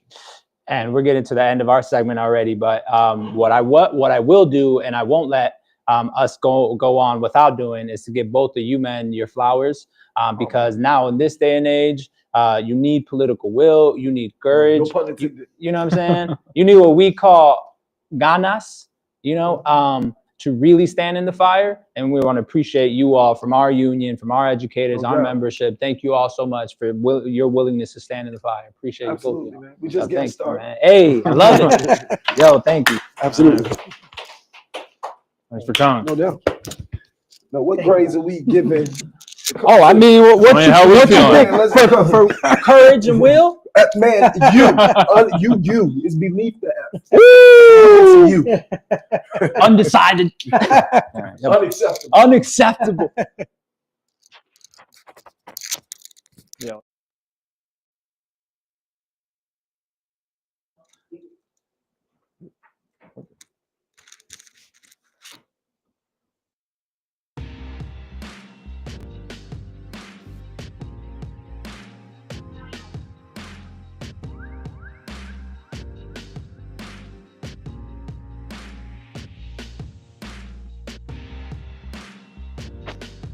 Yo, it's time for our heavy hitters.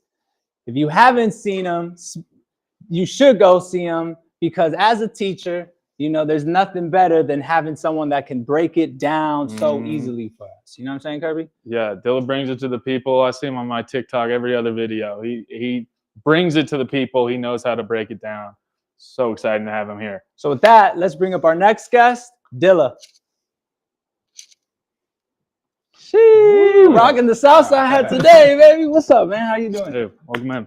Thanks for having me. Hey, appreciate you showing up, brother, and being here.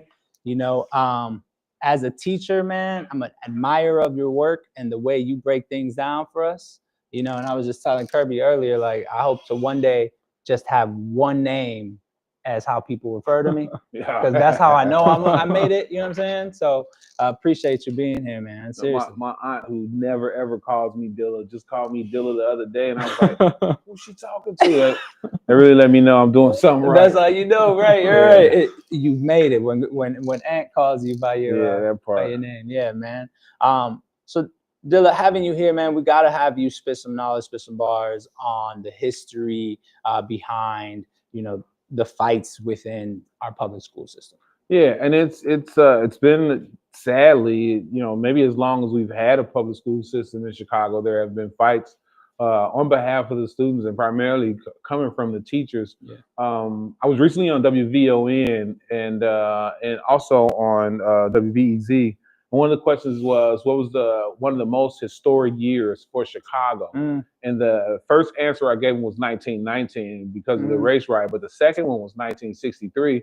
And that's when, you know, 200-some thousand CPS students walked out of the school because instead of busing them to schools that could take them, in 1963, because of the racial demographics of the city, we had almost 1 million more people living in Chicago in 1963 than we do right now. So schools were really, really overcrowded, particularly in Black and brown neighborhoods.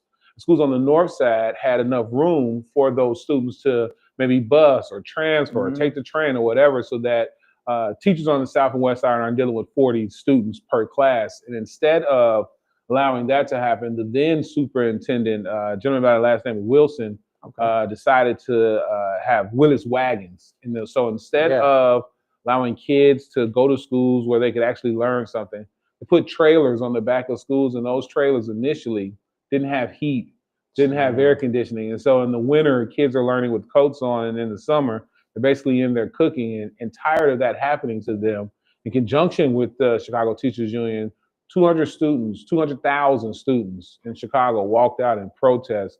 We all see the picture of Bernie Sanders being arrested in Chicago that's been going viral, you know, because he's been on the national stage. He was there at that protest. That's where that picture comes from. Wow. The fight, you know, when I drive by places like George Collins High School or Walter Diet, while I marvel at the architecture because I'm a history nerd, I know that those schools only exist because they were built to keep students in certain neighborhoods so that those neighborhoods it's very easy to target where you want to send resources. And so, you know, going from 63 and then moving forward some, you know, 50, 60 years, and then you arrive at 2013 and you see the historic school closures.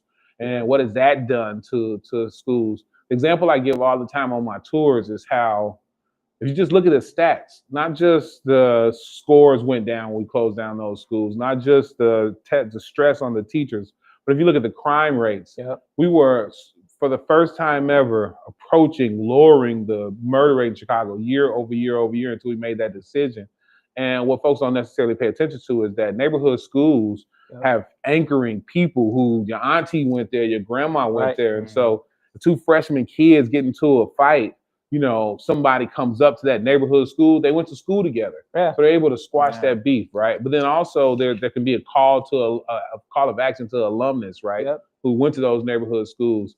And, you know, we saw it time and time again once they closed those schools. And when they closed those schools, and I'm not shooting shots at charter schools. I think some charter schools do amazing work, right? But we saw that was the direct benefit of closing all of those schools. And now many of those buildings, not only are they eyesores in neighborhoods, not only are they places where crime takes place, but, you know, when people who don't have the proper economic resources, they break into them and they take the copper, and then what do? They expose those walls, and now those walls have exposed asbestos, and it's a direct correlation between the rising asthma rates on the South and West Side that is happening today because of those school closures in 2013. Yo, the way you're making all these connections, right, is like something that we're constantly trying to get through to the people. You talked about school closures, right? And our CEO now has said that his mentor is Arnie Duncan, right? So when we talk about school closures, like the father of Renaissance 2010, right? The idea that we should be closing schools because that's the way we're gonna offer a better education to students. Like, this may feel like an obvious question, but when we're talking about school closures, what communities are those? Sadly, it's a very simple answer. It's Black and brown communities that by far face the most school closures, and they're the ones that are directly impacted. And I say it every single day, man, a rising tide raises all ships, right? And if the folks on the north side are tired of carrying the tax burden, if the folks on the north side, you know, I feel so bad for places like Beverly. You go over there on Halloween and you see the entire city has converged to do trick-or-treating. That's a direct result of removing resources from other spaces. So that's the same thing that's happening with our schools, right? You know, I can't blame a parent that's doing everything they can to get their kid into a good school and other neighborhoods because the schools in our neighborhoods get closed, right? And removing teachers that care. You know, we don't talk about how many people decided to retire, then have to go to another school, right? We don't talk about people who sped up that timeline, right? It wasn't just closing down buildings, right? It was removing after-school programs from neighborhoods. It was removing food from neighborhoods. It was you know, a lot of times those neighborhood schools are, you know, you're gonna get breakfast, you're gonna get lunch if you're coming from marginalized spaces. And, you know, the results of that, you know, at best you can call it catastrophic, right? Yeah, and the way you talked about, you know, school closures in a way that like the whole city can access it, right? Northsiders should care about it because if they want to care about their taxes, like that's why we should keep these schools open, right? Recently, Acero Charter School Network was trying to close 7 schools in predominantly Latin neighborhoods. Now what you're starting to see is a pattern from other charter schools because they can't make money anymore from them, right? Start to close the schools. If that happens, right, what can be the potential impact that we start to see? You know, one, you mentioned Renaissance 20. It's always the most terrible thing has the most beautiful names, right? You know, it started with No Child Left Behind, which left behind plenty of kids, right? Renaissance 2010 and all these different things. But we can pretend like these certain boundaries don't exist. But if you are living in these spaces and you're a young person, these boundaries are very, very real, despite there being no physical sign that you're crossing this gang territory or that gang territory. And so when we have kids, even the kids that aren't involved, having to travel far away from their house, they're crossing different levels of street politics, and that puts them in danger. And particularly as it relates to removing the funding from public schools and giving it to charter schools. I know we want to bring the boss lady out, but one thing that is seared in my brain that sucks is, more than about a dozen kids after we closed the schools. Then there was this push to charter schools. Then the charter schools have these draconian rules, right? If you don't get on the right socks, you get sent home. And as those kids were getting sent home, they were getting caught in gang crossfire.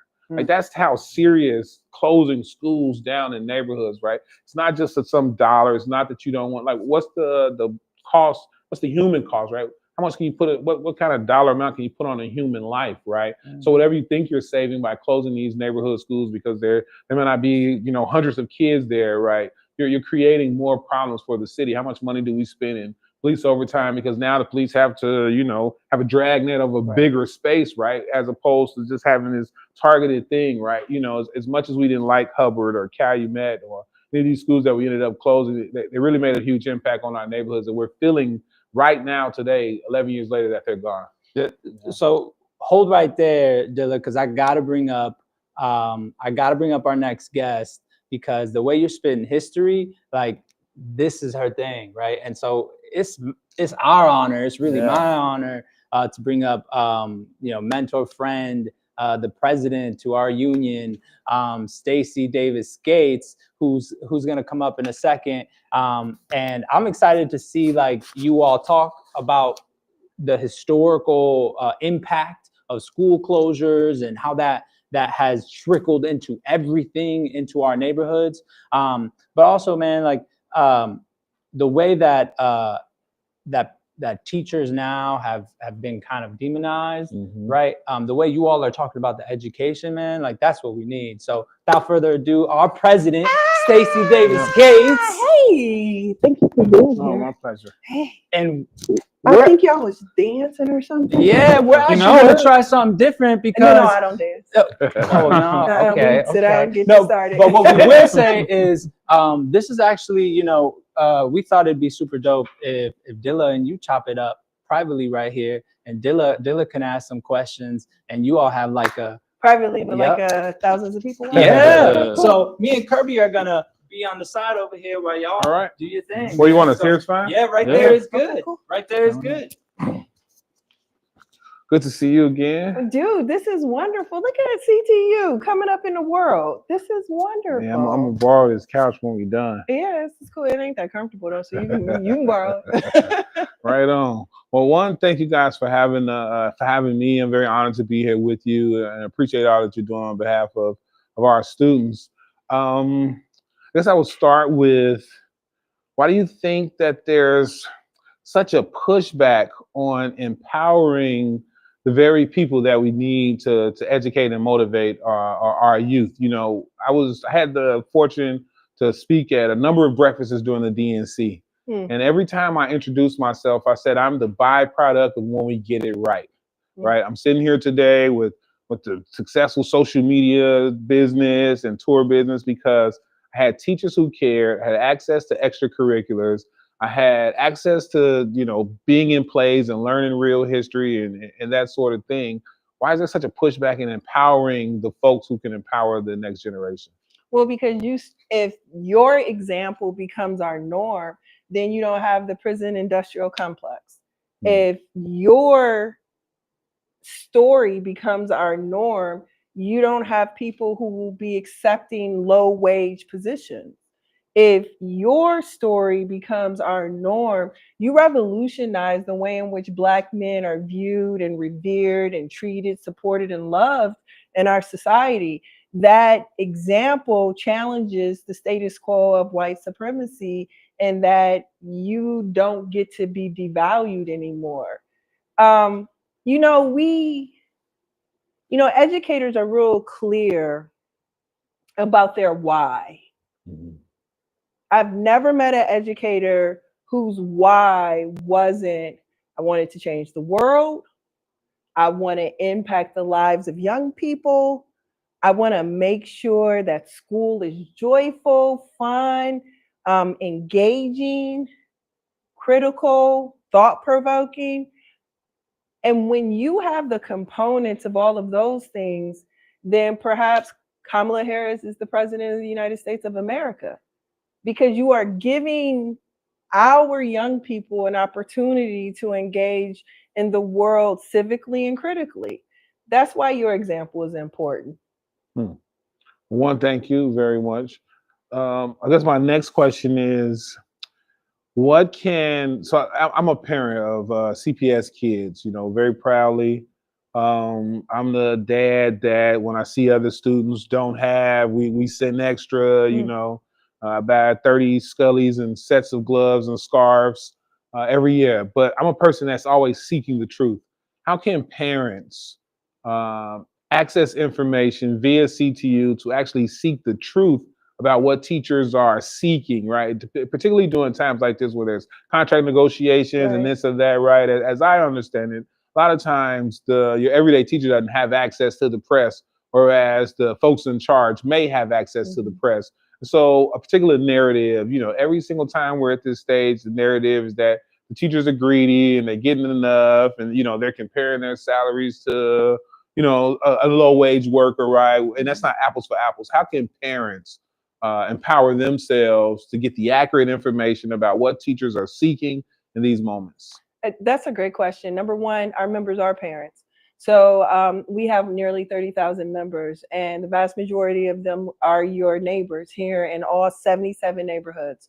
Our members work in all 77 neighborhoods at every school in the city. And they are the most trustworthy individuals because everyone in the city drops their most valuable person off to them every morning. And these people are negotiating a contract for your children. That needs to be said. The vast majority of the Chicago Teachers Union collective bargaining agreement with the Chicago Public Schools involves how we facilitate a public education. It doesn't involve regular contracts that people who don't have the care of children have. And so we talk about class size. Class size is both a pedagogical and learning issue, but it's also a safety issue. If there are too many children in the classroom with me and I'm one adult, what do I do with that? The contract helps us to govern how we offer public education. So a couple of things. Early childhood educators, they need more than one hand in their school community. We are bargaining for two people to be in that classroom together. As you know, as a father, it takes a while for a younger school-age student to be prepared to be there all day. You need another person in the room. You need reinforcement. It promotes safety. It promotes one-to-one instruction. It promotes small group instruction. It also provides a safer environment. That's class size. When we talk about issues of bilingual education, imagine coming into a classroom and not being able to interact with anyone in that classroom because language is a barrier. Right now at Doolittle Elementary School on the south side of Chicago, that is happening every day. We have members who are actually using Google Translate in order to engage those students. Now that school is a majority Black school, and majority Black schools in this city both don't have dual language programs or bilingual support. And as the newcomers are arriving in Chicago, they are being enrolled in majority Black schools. So you have majority Black teaching staffs that are now being evaluated because they can actually instruct and be in engagement with that student. That is another thing that we're fighting for. How do you dispatch support to majority Black schools that are getting an influx of newcomers that don't speak the English language yet? That's a part of our contract. I think another part of our contract, and what is of interest to you particular, is how do we teach history? You know, I was talking to one of my aunts over the weekend, and she talked to me about being at South Shore High School in the 70s and having to go to the principal's office and protest so they could have Black history in their curriculum at South Shore. All Black school on the south side of Chicago in the 1970s, and they had to protest in order to have that. We want to codify the work that those students put in the 70s in our contract, because we are, in fact, very concerned about what number 47 is going to do to public education in this country. He's already made moves to ban books. You know, he works with people who want to marginalize our curriculum. You know, he appointed someone to the Department of Education to lead it. That used to employ Hulk Hogan, right? you know, so I think on that note, we'll go on to the next segment. It's hard to push back against any of the things as you're saying.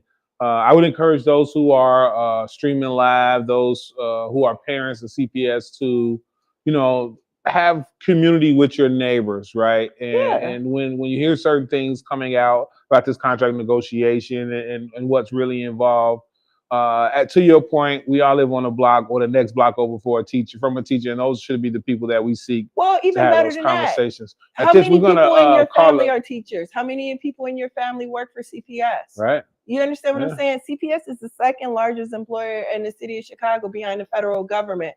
We have a vested interest in securing the Chicago public school for generations. Not just that, what I've come to find out is that beyond the classroom, the teachers in Chicago are the ones that are holding up ballet class. They're holding up Little League. They're holding up Pop Warner. Because when they're paid adequately, they're able to put their children in these community programs. And like I said, I know for me, I'm very fortunate and I'm thankful that I am, and because I don't forget where I come from and I want to give back. The union jobs that my wife and I have and had are the ones that are able to keep these programs going. And when we're fairly compensated, we can help our neighbors, which keeps our community going. I just said it before you got here, rising tide raises all ships, and we all need to think like that. That's right. And with that being said, before we go, we had a little cultural tradition the other day with Dia de los Reyes. And, you know, Prez, we'd like for you to close us out, because in here are 4 babies, and the way we're doing it right is that there's, just like there's always a baby in here. Yeah, just like there's always a baby and you're always going to find a baby, there's always going to be accountability, right? And so if you can close us out, you know, and tell our chat, tell our chat, you know, all about accountability and how our fight is about keeping CPS accountable, and it's about demanding. No, this fight is about loving the Black, brown, immigrant children in this city, loving all children in this city. Our contract proposals are a love letter to the city of Chicago and its children. It is a love letter that is going to win sports for them. They'll have transportation to their sporting events because of this contract. Because of this contract, we will begin to repair generations of disinvestment in Southside schools by lowering their class sizes and making sure that they have the staffing necessary to teach Black history, to teach ethnic studies, to have art and music. It's a shame that a city that produced Shaka Khan, Earth, Wind and Fire, Curtis Mayfield, that there is not instrumental music in every single elementary school. This contract begins the progress of investing in our kids. When you hear CEOs tell you that it isn't enough, they are telling you that they don't value your child. That's right. They're our students, the people who deserve schools that give them the opportunity to practice, to perform, to perfect, to struggle to be the type of people like Zilla, right? People who add value to our community, people who lift us in our community, people who give the example of love and leadership in our community. That's what this contract is about. And I'm happy to say today our House of Delegates voted to open up our bargaining process. We're coming into your neighborhood to unpack what's in our contract. You don't have to rely on the bullshit Tribune or the freak shows at the IPI. Right. You literally get to engage with us in your neighborhood, at a local church, at a local community center, on what is in this contract for you and yours. And I can't wait to meet you. There you have it, chat. Thanks for joining us. And we look forward to seeing y'all in the community. All right. So what piece you want, Dilla? So you get to pick what piece. You pick it. I don't even know what I'm looking at. So You right. never had this? Nope. Are you serious? All right, press. Yeah. It's always want a that good luck piece. thing if you get The baby. this one right here. No, that This one right here. If you were to get the baby, No, that one. this one right here. Okay. Because I wanna win. If you get the baby, you get good luck for the entire year, but you also got to throw a tamales party. Hey! Boom. Stacy's got a tamales party. Look at it. Look. Keeping CPS accountable. Holding this baby Jesus. Yes, Lord. Thank you all. Appreciate it. Thank you so much. Hey, thank you for joining us. Y'all have a good night. Thanks for tuning in. It's fire. Good, right?